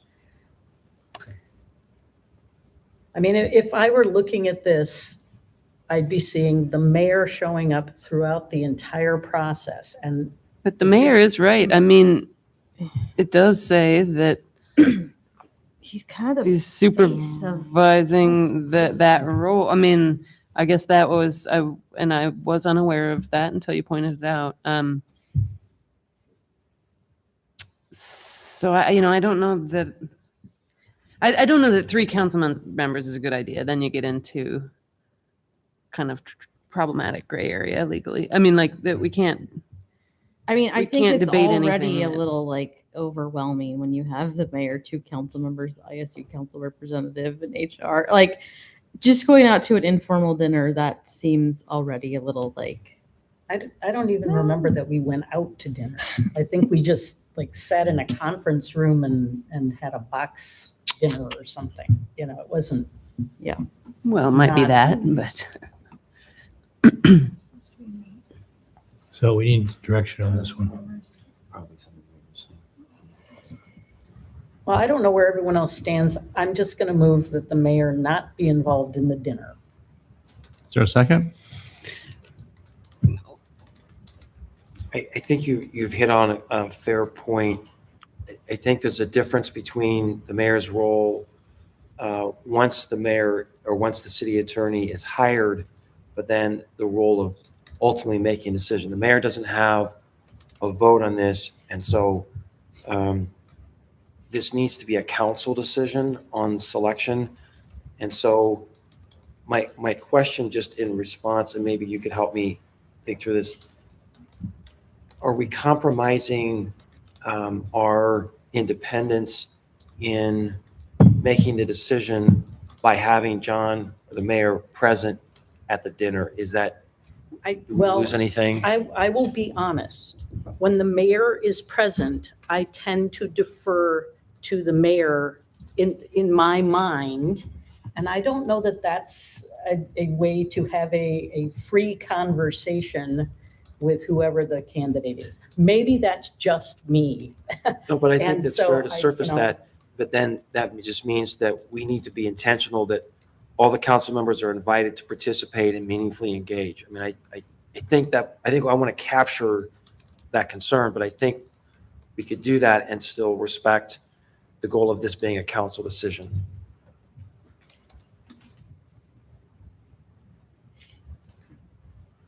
I think the dinner is fine. as The is. motion died from lack of second. Okay. So we need 2 council members to serve, the way it's written now, a mayor, 2 council members. The ISU, ISU representative and HR director. It's always good the HR director is present at all times to make sure appropriate questions are Yes. asked of both the candidate and the interviewees. 100%. That's their business to keep us out of trouble. Will the ISU representative even be around? Do you know? Will we be a new one? When are you? Be a Well, I'm summer hoping activity. we have a new one, but I'm by then. Yeah, it wouldn't be good to have a new one on. Yeah. Right, but isn't this happening But I mean, in the summer months? Yes. if it's during the summer months, I Yeah. told It's not. Brody and Nolan if they can't find someone before the summer, then they need to go be in the audience for city council meetings. I mean, we should So- have that. So it could be That- ISU student government representative instead of, Or not at all. or Not not. Or at all. not at all, Yeah. I'm not sure. They wouldn't be knowledgeable. It's probably not necessary. Yeah, I'm Cut not that sure out. what I would add Yeah. to the conversation there. Okay, you want to cut that out then? I would move that we cut Right, out the ISU city council representative. ISU representative from that element. Second. All right, so you want the mayor on then? Yep. Okay, mayor's on, then how do you decide who the other two are going to be? Well, that's the two people that have already been, I assumed it would be the same two, right? But maybe not. No, it doesn't have That's to. There's another- 6 of you, so all 6 of you have a chance to, I mean, you could do 2 others is what I'm saying if you wanted to. But You have 2 doing the interview, the phone interviews. Do you want those same 2 or do you want to have the different 2 get Oh. exposure? I guess I don't care. I would move that it be a different two. Second. So Oh, sorry. we had 2. Oh. The last motion. Which is what? To Moved strike by crazy. Edie Hansen, seconded by Corey to remove the IS. Yes, thank you. And that was the second. All right. Those in favor of that motion, say aye. Aye. Any opposed? Okay, so we've removed the ISU City Council representative. Thank you. Go ahead. I would move that the dinner be to other city council members other than the two that Did the phone did the interview. phone interviews. Okay. If Second. possible. Appointed If by the possible, mayor? yeah. Appointed by If- the mayor? Yeah, that's fine. Okay. Appointed by the mayor. He's going to run out of choices here. eventually, Yeah. You know. Yeah, I don't know people's time. Well, the whole idea is to try and give everyone the opportunity Yeah. to be exposed to them in a variety of settings. Yeah. That's appropriate. So I yeah, I think it figured would it'd just be be good to new say people. And, yeah. If possible, because our schedules That's may true. not True. allow us Yeah. to be available, and it may still be the same two If who are available at the other time. totally. It's true. That's fair.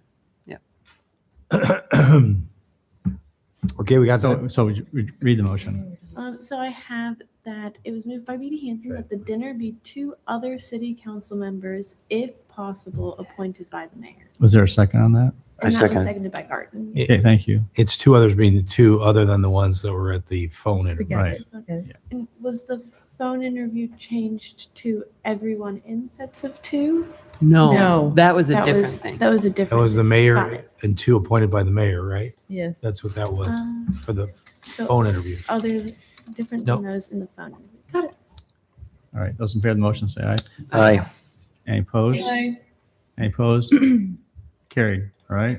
Yep. Any other questions on day 1? I'd say on day 1 for the public presentation, I think that would be an appropriate time for the ISU student government Good thing. person to try and be there. I think it should be highly encouraged that they attend that meeting. It should be when? I'm sorry. So for the public So public presentation, session. to have HR specifically invite the The, Iowa student, yeah. Iowa State student government executives. For day 1. It could be the executives or Or someone they, Official. Public uh, session? Representative. representative. To the yeah. public Iowa session you're State talking about? Invite? Yeah. we Student can- gov representative, yeah. I think you that's can invite more, them. We can. The public, Yeah. part, yeah. I think that's a more appropriate time than the dinner. We can't stop them from coming anyway. Yeah. I think it's a courtesy. We can to encourage extend to Yes, them. that, exactly. Hey, Yeah. this is happening. You're. Yep. Okay. That's perfect. That's good, I think. That can just be added without. That's just. Well, and I'll see you and I'll raise you one. I think given the relationship that we have with the university law the attorneys there, as well as the Story County attorney, I think this would also be a place to invite them. It's a very close working You relationship. want to make that a motion so we have it recorded? Sure, I would move that we invite Iowa State Legal and Story County attorney to the public presentation. In addition, and it launched wrap in her and ISU student government representative. Yes, Can I raise you one? Tim, yes. is there a Story County Attorneys something association? Bar association. Bar association we contact? Are they send Oh, out emails to sure. members? Yeah, that All would, the attorneys do business. man, you saw Ann raised me one. That is a good suggestion. Because actually, when we did this before for Mark, there was an invitation to the Story County Bar Association. I'd forgotten that. Oh, yeah. Yeah. I'll just call in second. All right. So are you clear on the motion? I have Garten moved to invite the ISU Legal Department, the Story County Attorney's Office, to the public presentation in addition to the ISU Student Government Representative, as well as the Story County Bar Association. Yes. Good job. Okay. And Well done. Was there a And that was second? seconded by Edie Hansen. Okay, all right. Those in favor of the motion, say aye. Aye. Any opposed? Aye. Carried. All right. Anything else on day 1? Otherwise, we'll go on to day 2.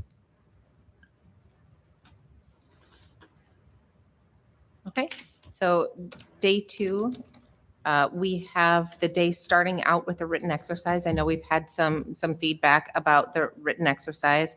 It is a typical part of the process, but we certainly don't have to include that for this position. We like to include a city hall tour as a way to engage a staff member from the department to walk around, again, informal conversation, talk about different places within City Hall and have some different conversation. And then we like to provide an opportunity for the candidate to interact with the city manager's office. And so that would be with the city manager, assistant city managers, and HR director. And so that would just be a lunch opportunity, just again, informal, just to talk about the relationship between the city attorney's office and the city manager's office. We know that the city manager is not the decision maker in this recruitment, but it's still a really important relationship. So we want to provide that opportunity if we can. And then to close out the day, I put in this draft document just a short conversation for a closing discussion. Again, it's with the mayor, but it could be with anyone, any part of the city council, just to close out the experience. What And if- so The remaining 2 and the mayor. Exactly. Yeah. The last, that we give I like that. all councils have an opportunity to do that. Perfect. I'd move that closing discussion, if possible, include the remaining 2 council members if they haven't been involved yet and are able, and the mayor and the human resources director. There's a second. Second. Okay. Those in favor of that motion, say aye. Aye. Any opposed? Now let's go back to the written exercise. Would you describe that a little more? Because I think that's something that we got feedback from Mark on that. And also I think Tim, you had some questions. Also, let's talk about that for a second. And I was curious on that same topic to describe what it is. You mentioned it's part of the standard procedure for department heads, is that? And so, yeah, maybe It talk is. about what that looks like. Sure. And so it depends on what the position is. We typically add some sort of writing exercise, written exercise. It's not a test, it's not an exam, but it's a scenario that we ask candidates to reflect on, respond to, and we keep it related to the work that they will likely be doing. And so, for example, when I went through the process myself, I was given a scenario regarding union contracts, and I was asked to provide an opinion, to review and write something about it. So it gauges writing style, communication style, and kind of interpretation of different things. So we do that typically for these types of positions, but it's always related to the position. So this is a suggestion. It could be something different. Or eliminate altogether. Yeah, I think it's correct. appropriate you go ahead and eliminate. How often in the past have you found that tool to I mean, is it an impactful measuring metric? At this level of a position. Yeah. So I have not seen this exercise disqualify someone, but it does provide insight into their communication style. And so if there's something that really resonates, we can talk about that further. Or if there's something where we have some questions, we can just have some further discussion. So it's a tool, it's not a decision maker. That's not the purpose. It's just we're gathering some information. We have lots of different touch points, lots of different involvement and pieces in a big recruitment like this. And so the decision makers get to consider all of the information and decide together, do we want some follow-up based on what we've learned in this particular element? If you don't have it, you don't have to. I move we remove it. Is there a second? Second. Okay. Any You further insist. discussion? So I Ahead, Tim. think that the sentiment behind this is spot on, just given the nature of what we ask our city attorney to do. But I think we can achieve that information in other ways, both through direct conversation with the candidate, but also So I would recommend that as you think about the questions, maybe you have some model questions that you have some consistency that we're using in the phone conversations, just so we're asking a base number of questions. We want to create some freedom for the people that are there, but having a base set of questions that every candidate is going to be asked. And one of those could be to describe a situation where you were asked to review or to draft an agreement and that presented some unique challenges. How did you address that? Sure. And then we could also approach that from discussions with letters of recommendation or the references that the person is going to be bringing. That could be a specific question. And I think it's a fair question to ask. In fact, I think it would be irresponsible of us if we didn't ask that question. So I think we can achieve that goal other ways. So are you suggesting to replace that 90 minutes having some general questions that would be asked for each candidate? They would write something up, Tim? Or No. put that all together? Just ask the questions while going through So I think we can achieve the goal of understanding how the applicant approaches contract review and drafting through dialogue and in some ways, more importantly, from the people who've worked with this applicant. I want to know, what the city manager thinks, or the other people who've worked with that person who will be serving as references, what they say. Would that be any different? I mean, I understand completely, but if someone's from private practice into this role, would there be, I'm asking you, could you? Oh, of course. Would that be any, and I'm not arguing for doing the exercise, I'm just curious. It would be the same. So understand, most cities in Iowa don't have staff attorneys. So they're relying on private attorneys who may represent 3 or 4 different communities, and they're doing exactly the same work. We just have the luxury of having 3 staff attorneys. It's awesome. So I'm going to ask something which I don't even know whether anybody up here is paying attention to what's going on with AI. But there have been a number of situations where attorneys have used AI to write their briefs, I don't even know what the documents are called. Tim. All kinds of You know things. what I mean? Yeah, sure. But they're using AI. Right. And it seems like this could be a concern for us because there are people being sued because their lawyers are using AI. And a written exercise which requires somebody to not use AI may actually show us something different than what we would normally be expecting from a written exercise. Yeah, this is That's a my great only- question. It So- doesn't necessarily mean that you would never get it in the future, though. No, but if So, I'm somebody not sure what that can proves. do this exercise without it, then they're less likely to use it in the future. Yeah. But that's just my experience with I think what's it's happening with AI in the workplace. I think that's a great question, and I think it could be a question that you would pose in the phone interviews or at some point.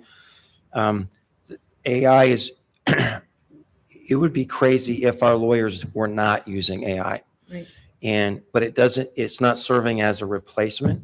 And there have been the early versions of AI had a lot more problems in terms of creating phantom authorities. They still do it. Yeah, but Trust in me. terms, so from an efficiency perspective, you want your city attorney to maybe draft a motion using AI to frame the issues, but then going back over it. So ultimately, it's going to be the city attorney's signature at the bottom. So they're responsible for that work product either way.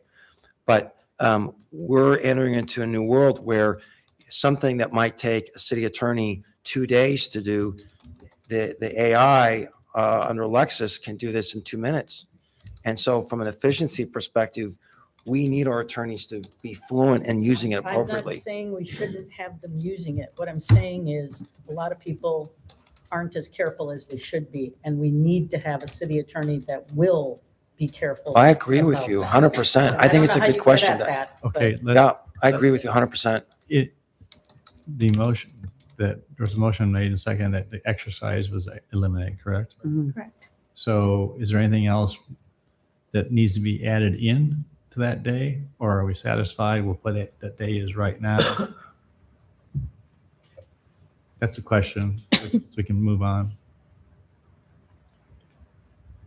don't hear anything else, I think we'll assume that day 2 will start with the city hall tour, break, lunch, city manager, and then the closing discussion. Right. Unless something else comes up, I would guess. They Is can that right? sleep late in the morning. Exactly. They'll be burnt out. Maybe we have a talent show? No, just kidding. Okay. What else do you need to talk about? I mean, you want Wait, did you vote on it? We need to vote on the motion. Late at night. No, it's getting a little late. I'm The sorry. motion to strike the writing exercise. We didn't vote on it. Carly, what Sorry. about you? Keeping us on track. Those in favor of the motion to strike the written exercise from day 2, please say aye. Aye. Any opposed? Aye. Any opposed? Motion carried. All right, bring us on home, Bethany. You got Okay. So after that glorious 2-day interview experience for these candidates, you will want to discuss the candidates. And so we typically do that in a debrief. So this could be done, a couple of options here, but it would be all of the people involved, plus city manager, plus the HR director, to debrief and discuss all the candidates with the goal of selecting a finalist and then beginning reference checks. All the Is that feedback an will be shared from the groups who participated, the LT, the legal staff employees, the public Correct. presentations. And is that an open meeting of council? That, I believe that would be in closed session Okay. to discuss, because you're discussing the candidates. Oh, sure. hiring, That makes yeah. sense. Okay, By so the that's way, a closed In session. that sense, it said city council, but it should be the mayor and council in there too. Correct. Okay. So, But the people who vote are who bring the Right. candidate. It Right. comes to the council. All right, is there anything else that you would like from us tonight? We've voted on all the motions independently, so you don't need to have a one big well swoop motion. Is there anything else council wants to add? Well, I was curious. So you're not getting, you're doing the final background check, you're looking at resources at the end of the process. And I'm curious, I mean, this is another way, if you wanted to get writing issues, you could ask for writing samples. That's not going to ruffle a lawyer's feathers. They would have things. Yeah, we don't do it because we don't like it be pre-prepared by, could be somebody else is doing it. We like to see the actual product being developed here. Okay. I'm assuming they have good writing samples. But in terms of checking references, Bethany, do you typically do that at the end of the process? we do. We typically check references once a finalist has been named, simply because the reference check process is fairly extensive. We try to talk with at least 3 people, including current supervisor. Could be more for a city attorney candidate, depending on where they've worked and how many positions they've had. And the conversations are fairly extensive. We ask for a lot of information, and sometimes it takes a while to hear back from the references. So it could take a week or 2 to get through one candidate's references. So if we were to do that with a larger pool, it could be quite time consuming. Or if we did it earlier in the process with more people. So we typically do it once a finalist has been identified. And then once the references come back and they're good, then we issue a conditional offer and then begin the background check process. So very rarely, if you have 3 finalists, you check the background or references on all 3. You usually go for the one you're going. It could affect the employment status of the individual if they're found to be looking for a job. But let's say we're down to 2 that are tied and we just don't know how to break the tie. You might do a second reference check, right? If that'll pull them in the lead. But normally you'll stay with the first person. If they stand out, focus on that person only. Okay, that's helpful. Thank you. Okay, anything else? Thank you for your efforts.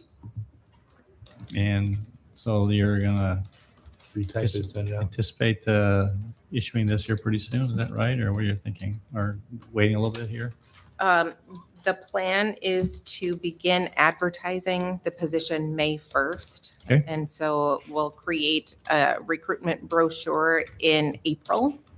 and then post the position May 1st, run that for 30 days, and then start working through the applicants so we can stick to this schedule as much as possible.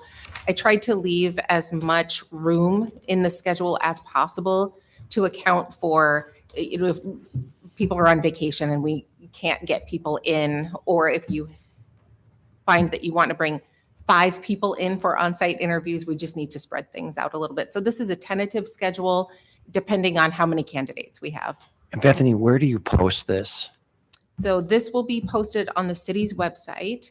And then there are a number of other websites that scrape the city's website. So Indeed, we can do a sponsored posting on Indeed. Most of our applications come from those places. But then we've also identified a number of alumni associations. So with Iowa State, University of Iowa, Drake Law Schools, there's the International Municipal Lawyers Association, Iowa League of Cities. And if there are any other places that we can identify to push the posting, we'll absolutely do that as well. Yeah, so the Iowa Bar Association, and Mark can help. I'm not connected with the Municipal Attorneys Association, but Mark could help with finding a way to post there. I do like the fact that you're posting on the Iowa League of Cities as well, but definitely the bar and the Municipal Attorneys Association. Yep. Great. Exciting. Oh, and I think it'd be helpful too, as you're working through this, is maybe to kind of block out what you think might be some potential council meeting or when you might block it. Because the point is that I know that us in the summer, people have got vacations as well. And so we're just trying to make sure we can hopefully get all 6 council members involved with, I mean, all 7 of us involved and avoid some potential, hiccups or pitfalls essentially. Okay. All right. Thank you very much. Thank you. Brian. Move on to item number Backwards. 41, expanding or establishing park boundaries.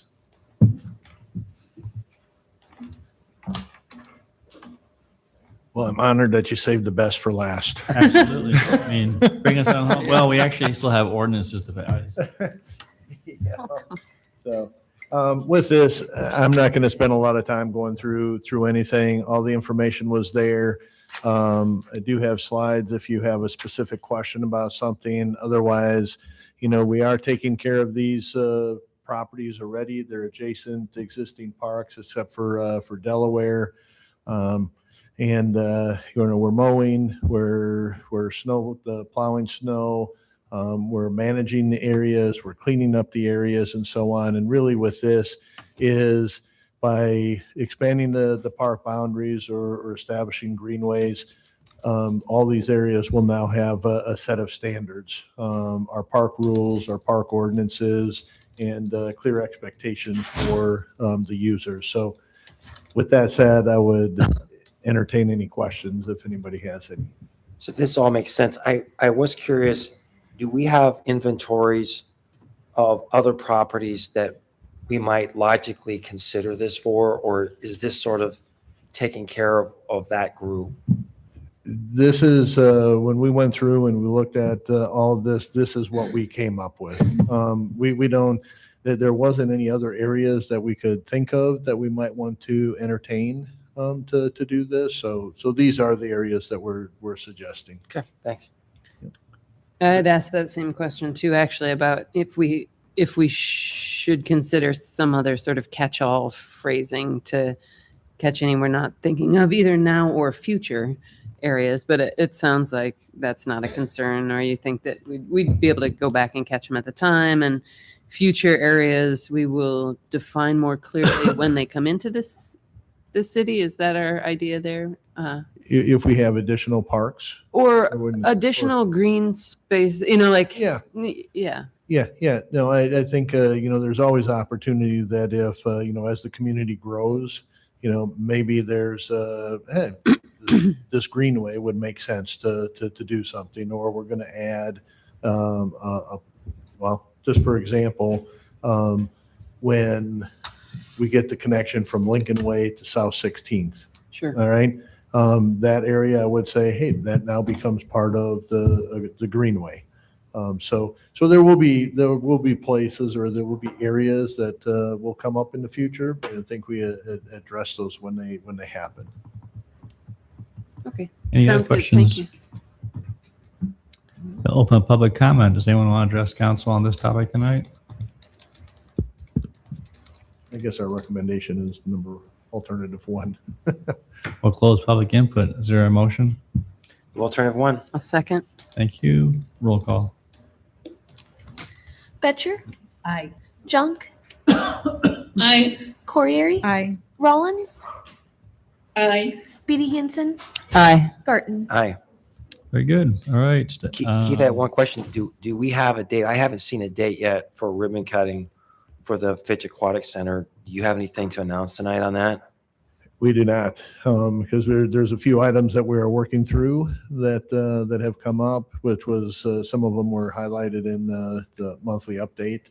So there is the heated sidewalk out front that we need to take care of. There's still the replacing the glass. There's a sidewalk in the southwest corner, and through the discussions, what we'd really like to do is get all of those items done and then open, because if we open too soon and we can't get those items done, then we're going to have to either close or affect operations. So through conversations with the city manager, we have decided, let's get these things done and then open. So we're still thinking maybe the end of April, but I have another meeting tomorrow afternoon for an update, and as soon as we know, we will get that information out to everyone. Thank you so much.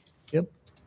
And again, I would just remind that we are doing that, donor preview next week, Tuesday. So hopefully everybody can make it 4 to 6.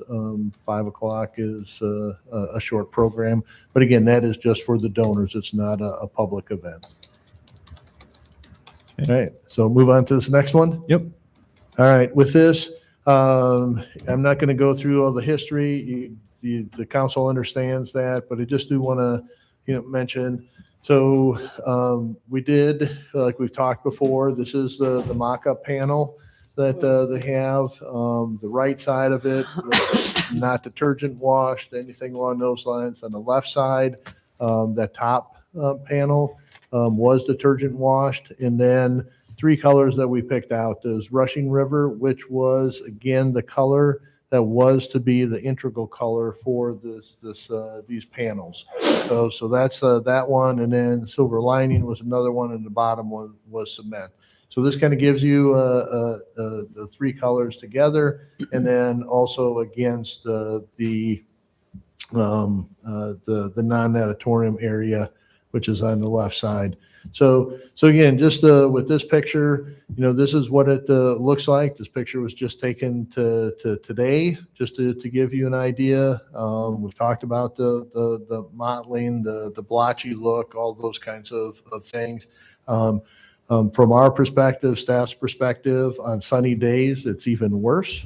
It's more prominent.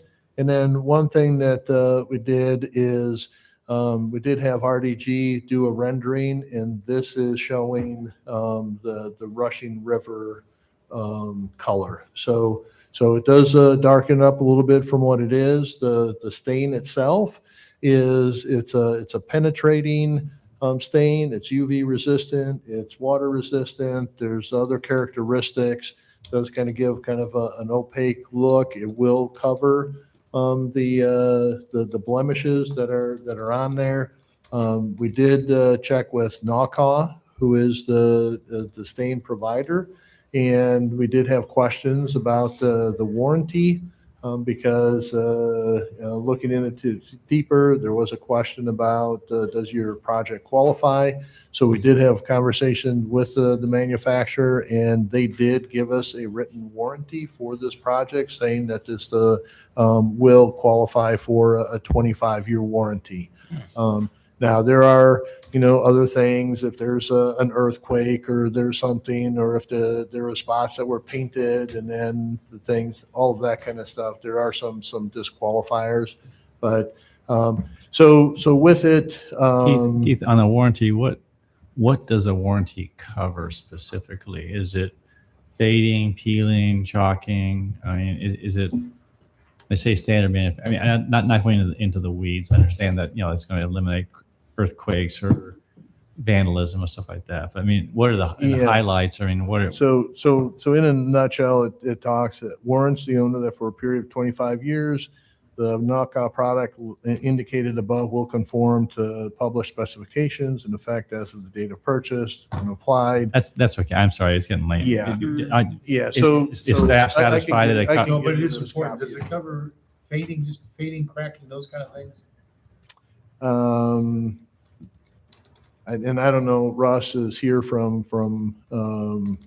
Story Construction. I don't know if you know that, Russ.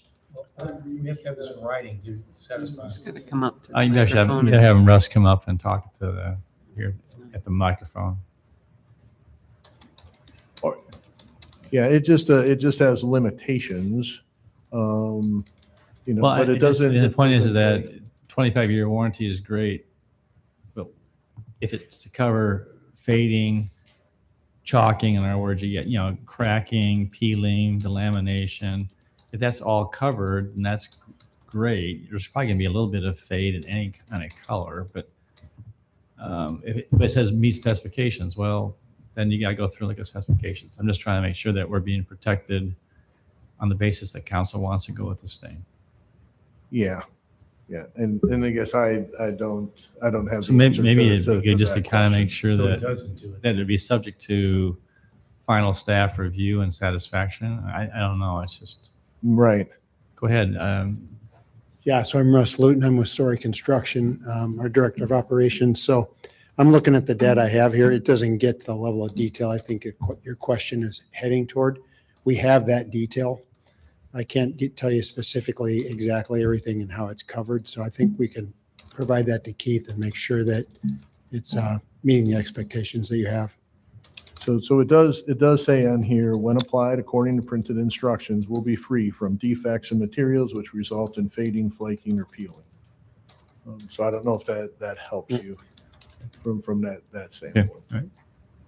But so with this, the staff recommendation is to alternative one, which would be to go with stain, which is the rushing river.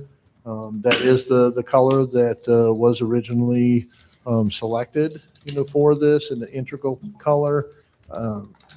But if council wanted to do something else, one of, I think, option 3 is getting a credit. That's We're talking about $52,000, That's my for preference. the cost of these services. Take the money and run. All right, discussion, questions. I like the option where we just take the money. Personally, that's my preference. I don't think it looks that bad. And I've not heard one citizen complain about the look of the building. Same. So that's kind of my preference. To save that money for something else. But So you said you haven't had anybody? right.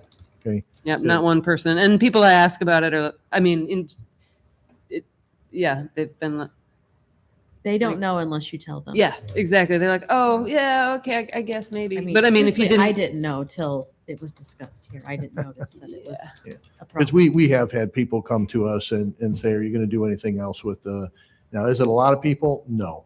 But we have had people come to us and say, are you going to do anything else with the building? If you told them how much I don't know. If you told them the funding that was involved or that we got back, I don't know. Yeah, I don't know. Yeah.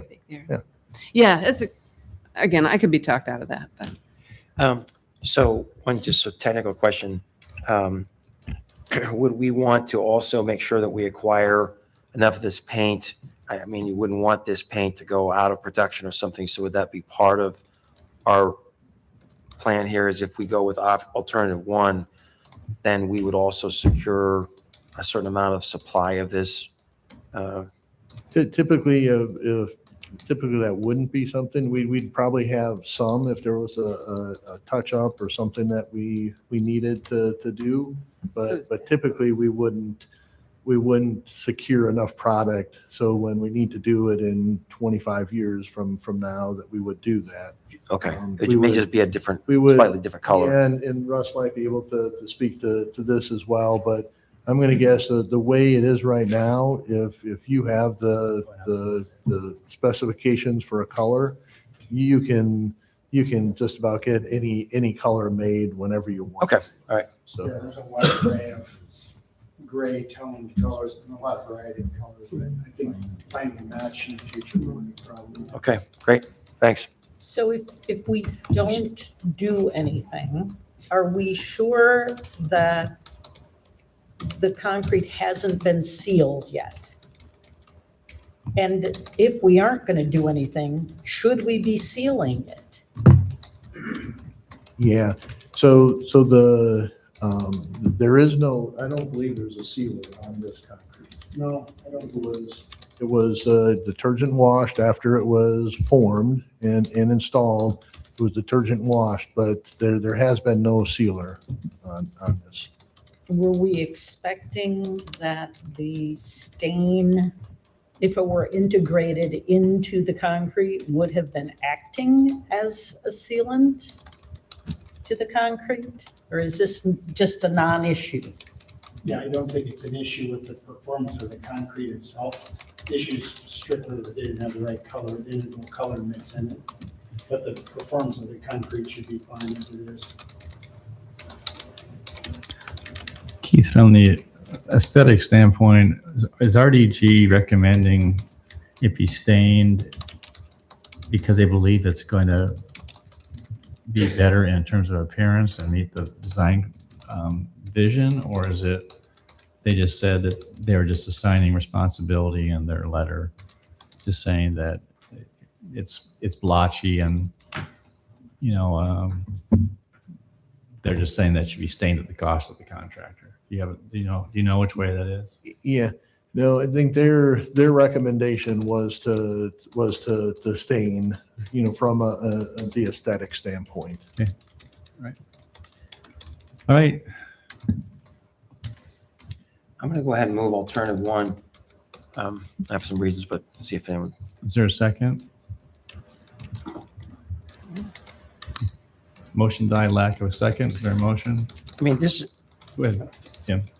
Well, I mean, this is a very prominent building in our community. It's a gateway building, and don't we want it to look nice? I mean, if you don't paint your shed in the back of your house, who cares? But this is a front door building on a prominent thoroughfare. How come we not make it the way it's supposed to look? This is and the $52,000 in the big scheme of this project is we shouldn't be arguing about $52,000.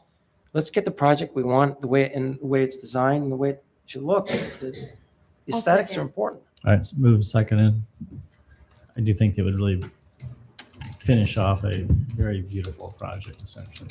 Okay, go ahead. So my concern is that if we do stain it, it's still not going to look like it was supposed to look, because we will get the modeling coming through the stain. And at that point, we sealed the concrete, and I don't know what we can do about it after that. Whereas, taking the breather, leaving it as it is, and seeing if it improves at all, at least gives us that opportunity, and maybe it will look better.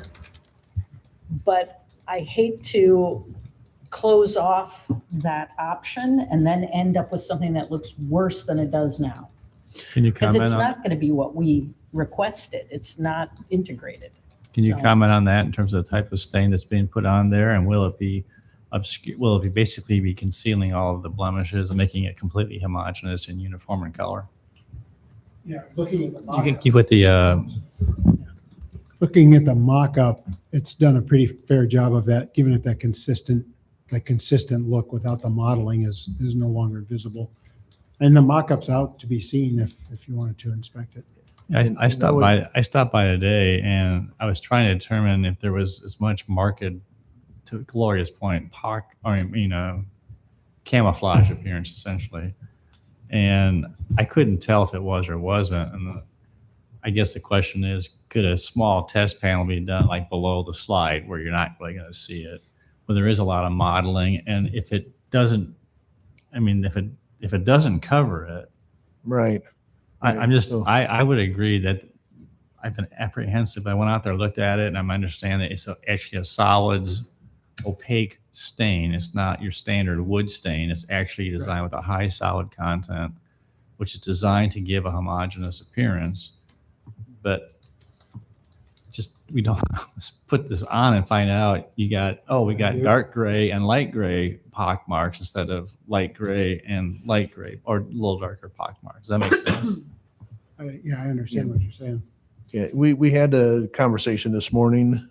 We had our OAC meeting and RDG, because we did talk about this a little bit, and RDG did indicate that their impression is that because for all those reasons that you just said, kind of a penetrating opaque stain, that it will cover and will have that consistent look. That's what RDG said.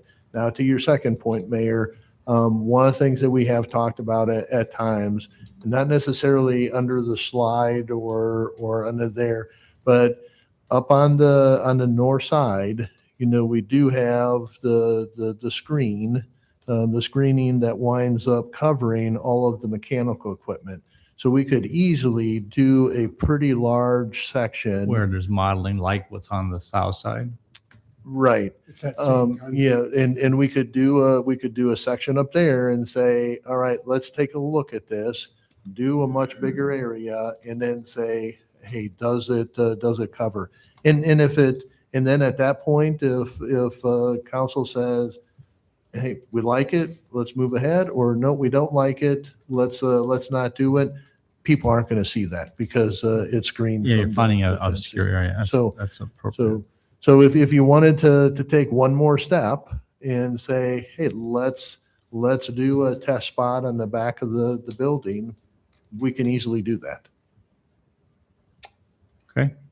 One other argument I'd make in favor of the staining is that I think we have a duty to the taxpayers, citizens of the community, and also the donors who contributed money with anticipation this is going to be a building. The Fitch family, they want a building that's got their name on it that they feel proud of. And I think this is a minor thing that we can do to help honor that donation. All right, moved and seconded. Okay. Those in favor of the motion, please say aye. Go ahead. Is that immediately staining the whole building, or is this Yeah, that's a good point, yeah. trying what Keith has suggested, testing it somewhere to see whether it actually covers Well, larger swaths?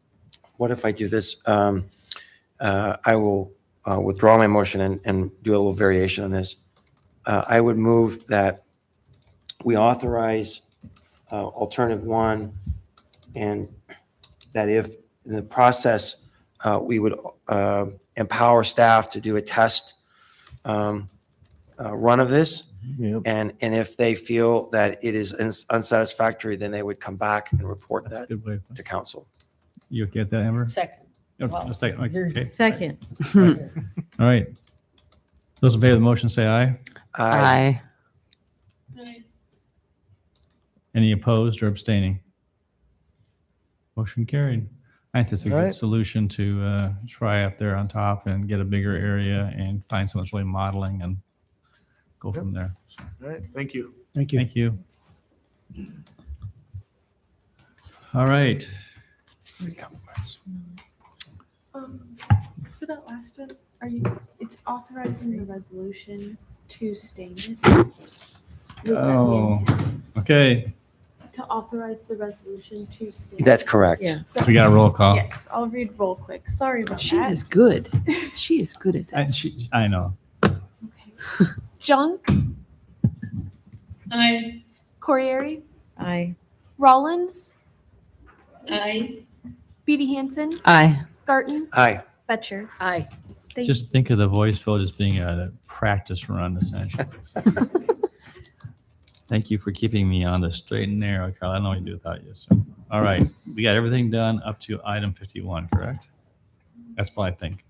That's rezoning Northwestern. Is that where we got to? Yeah, second. Move on second. Right? Second. All right, item 51, it's been moved and seconded. Roll call. Corriere, Aye. Rollins. Aye. Feedy Hansen. Aye. Garten. Aye. Betcher. Aye. Junk. Aye. Thank you. Item 52, second reading ordinance to amend municipal code of City of Ames, Iowa by enacting new section 24.21 thereof for the purpose of creating tax increment financing district in a downtown reinvestment district urban renewal area.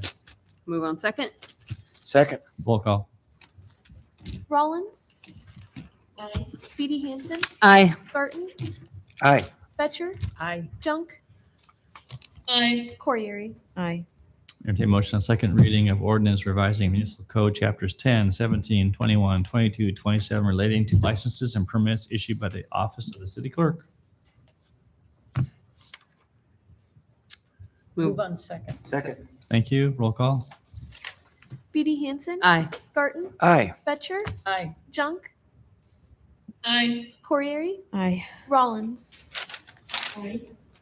And entertain motion on third reading and adoption of ordinance number 4890 revising municipal code chapter 28 for water meter setting requirements. Move on third. Second. Roll call. Garten. Aye. Betcher. Aye. Junk. Aye. Corriere. Aye. Rollins. Thank you. Aye. Feedy Hansen. Aye. Thank you. All right, we have 6 items of disposition and communication. First is from Tam Lorenz, request for pedestrian safety improvement crossing Lincoln Way in the Elk Riverside neighborhood. We already asked for a memo on That's correct. this one, and so it's in the works, right? In the works. I would move that we communicate to Tam that this is in the works. Second. A memo about this topic is in the works, I should say. Second. Those in favor of the motion say aye. Aye. Any opposed? Carried. And then there's an email from Merlin Fancook regarding opposition to creation of new TIF districts for developer incentives, and also from Sue Ravenscroft regarding similar topic, opposition to creation of new TIF districts and link project. You just did that. We already did it. I would move we take no action. Second. Second. Those in favor say aye. Aye. Any opposed? Motion carried. Ludmilla Scott, concerned about municipal water fluoridation. Would move we take no action. Second. Well, we've done some work on this on several occasions. Yeah.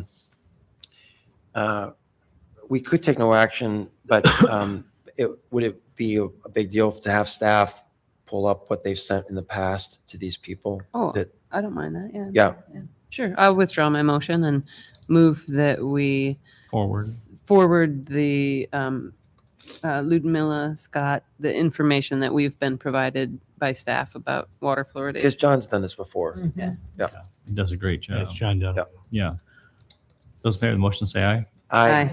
Any opposed? Carried. Email. Second on after the motion was withdrawn. Yeah, there. Yeah. Yeah, I there's a- seconded. Amber did. Yep.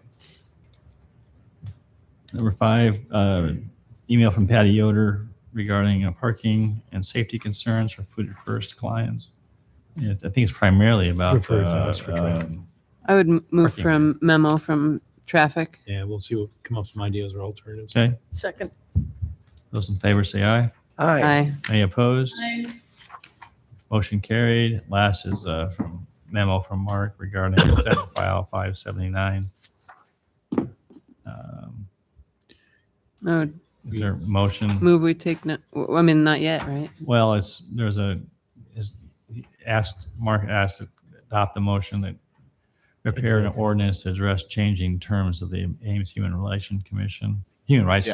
Yeah, the legislature changed the terms for local, civil rights, which we call our Human Relations Commission. But Sure. the terms of office are 3 years now. The legislature just said they must be 2 years. Oh, I see. So we, have to give some thought to, making sure there's terms are staggered and that sort of thing. So, but we have to change our ordinance to 2 years instead of 3. So you don't even necessarily need a motion to put it on a future agenda, or that's what we, I don't think we need that. We have to do it. Okay. You'll just proceed as Yeah. required. Okay. So I think just a motion to, have me draft a an amendment and bring it, or ordinance and bring it back. And then I'd also, want to keep it open for, I mean, I've read through it. I don't think any of the other, there's some minor changes in procedure. I don't think any of those we really need to put into our municipal code, but I want to sort of reserve the right to do that. So I may bring back an ordinance that not only includes the term changes, but maybe one or two other things, but we'll see that. Okay. Okay. I'd move that we direct the city attorney to draft such an ordinance. Second. Second. Okay. What kind of ordinance then you go? Those in favor of the motion say aye. Aye. Any opposed? Aye. Any opposed? So, but Mark, so just one follow-up question. In our last meeting on this, we had directed the city attorney to come back and give us further direction on what to do with respect to our current ordinance. Right. So, what do we do with that? Well, There was no in my memo, I addressed that, and I said that my recommendation is to not repeal the ordinance yet, to take a wait and see attitude, because there are some, interpretation issues that are being discussed. I've heard rumors of litigation that when the city might sue over it. I don't know what the legal theory is behind that, but so just given the uncertainty there, that we wait and not just repeal it now, but leave it on the books. And so if someone came today and made a claim under this ordinance, is it something that is viable as a law today under our books? My advice and what I've said to staff is to not enforce the ordinance until we have more certainty. Okay. All right. Thanks. Yeah. Okay. Participation agencies, boards, commissions, Discover Ames. Any report tonight? Have not had a meeting yet. AREA. I don't think there's been one since last time. The ag breakfast is this Friday. I'm going to go to that. Okay. Story County Emergency Management. There's been no meeting since last time. Transit. We had a change order for a diesel bus purchase, and then also a award of contract for a bus purchase, and that was it. Okay. Council comments, and I'm going to take the first one. And Emily, thank you for 2 years of service. It's hard to say goodbye to you, but you've done a commendable job. And we're glad that you decided to not resign and you're going to stay for another year. That's great. We appreciate that. You didn't get that memo, did you? Or? Not yet. Okay, well, here's that memo. Telling you you're resigned is not, you're not being able to resign, but anyway, you'll be missed, and we wish you success as you move forward, and thanks for your service. And you'll be hard to replace, but I'm sure you'll find someone that will take under your wing. So anyway.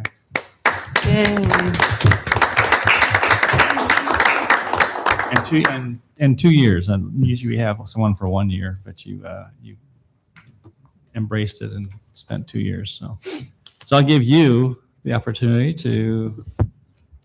Okay. I wrote something down because I didn't want to be too sad to forget what I wanted to say. So here it goes. I didn't know it when I first sat in that chair 2 years ago that taking this role would be one of the best decisions I ever made in college. It transformed my college experience in ways that I never expected. What I expected was to apply the concepts and lessons that I learned from my classes to real life. But participating in this role gave me so much more. To the council and the mayor, thank you for welcoming me into your work and for taking my perspective seriously and for showing me what dedication and leadership looks like every day. To city staff, thank you for your patience and willingness to answer my many, many questions and for modeling what genuine public service looks like each day. To the broader Ames community and the Iowa State University students, thank you for reminding me of why my participation matters. Serving a community as great as this one has been an honor I will never forget. Sorry. My journey through ISU wouldn't have been so full of learning, growth, and joy without all of you. Your willingness to take a student seriously meant a great deal to me. I could not have grown into the person that I am today without all of you and without this experience. In the future, when I reflect on my college years, I will remember this experience most fondly. The meetings, even though they were long sometimes, were some of my favorite times in college. I am a different person and a better person because of this experience and because of all of you. I also want to thank Martin Hirsch and Quinn Margaret for placing their trust in me almost 2 years ago to do this role. And I want to also thank Colby Brandt and Will Vlasic for giving me the opportunity to continue representing the student body in this chamber for a second term. That trust is something that I have not taken lightly, and I'm so grateful for the opportunity that this position gave me. To everyone in this room and beyond, from the very bottom of my heart, thank you so much. Oh, yeah, another round of applause. That was great. Wow. Thank you. That's so good. Top that one. I know. And then technically I am on council until probably 3 p.m. on on April 6th. So I'll just be closing out some of the things that need to be done. So you can't really get rid of me until then. And I'll be around for graduation and whatnot. So you'll see me. Probably I'll be back here a few times before I graduate. So thank you again. Great. Thank you. I hope you stay in touch. Yeah. I will 100%. Good. Tim? Very exciting. So 2 things tonight. One happy, one not so happy. Congratulations to Iowa State making it Sweet 16, making us all incredibly proud, and they're great ambassadors for our community. And so just so proud of them, excited to see how far they'll go. I have picked them to win the entire tournament, but I always pick them to win the entire tournament. This year, I think I have a shot at it. The second is a more serious matter. We recently had a very tragic killing in our community. And certainly before I got on council, I never really considered the work that our city staff does in incredibly difficult situations, whether it's our city workers going out at 2 o'clock in the morning to take care of a water line break. But we had our police officers who attended a scene that we're not used to seeing in Ames. And you can't unsee the things that they saw with this mother and child. And also the EMT workers, everyone involved in this. And so we take these people's work for granted. And I know I speak for council, our deepest appreciation for those who attended a very difficult situation. Mm-hmm. That's all I have tonight. Well said. Nothing else for me. Amber? Nothing else for me. Gloria?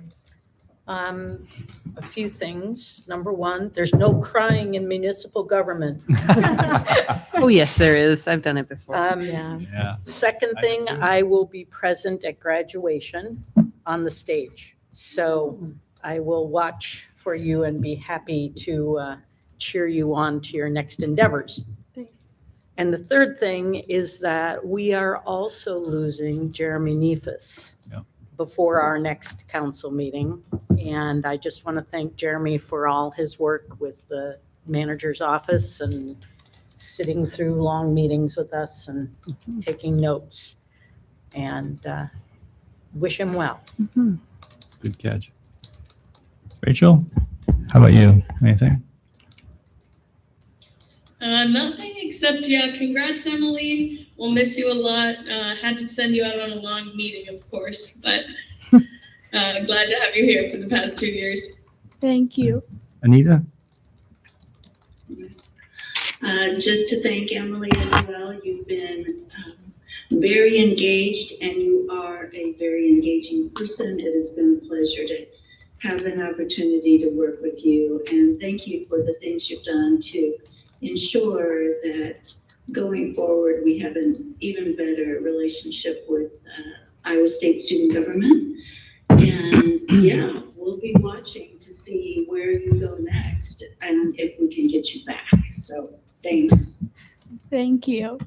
We'll All right. also be watching for you on YouTube as one of our viewers. Oh, yeah. Well, I'll probably be on the next one. You'll be number 10. No Yeah.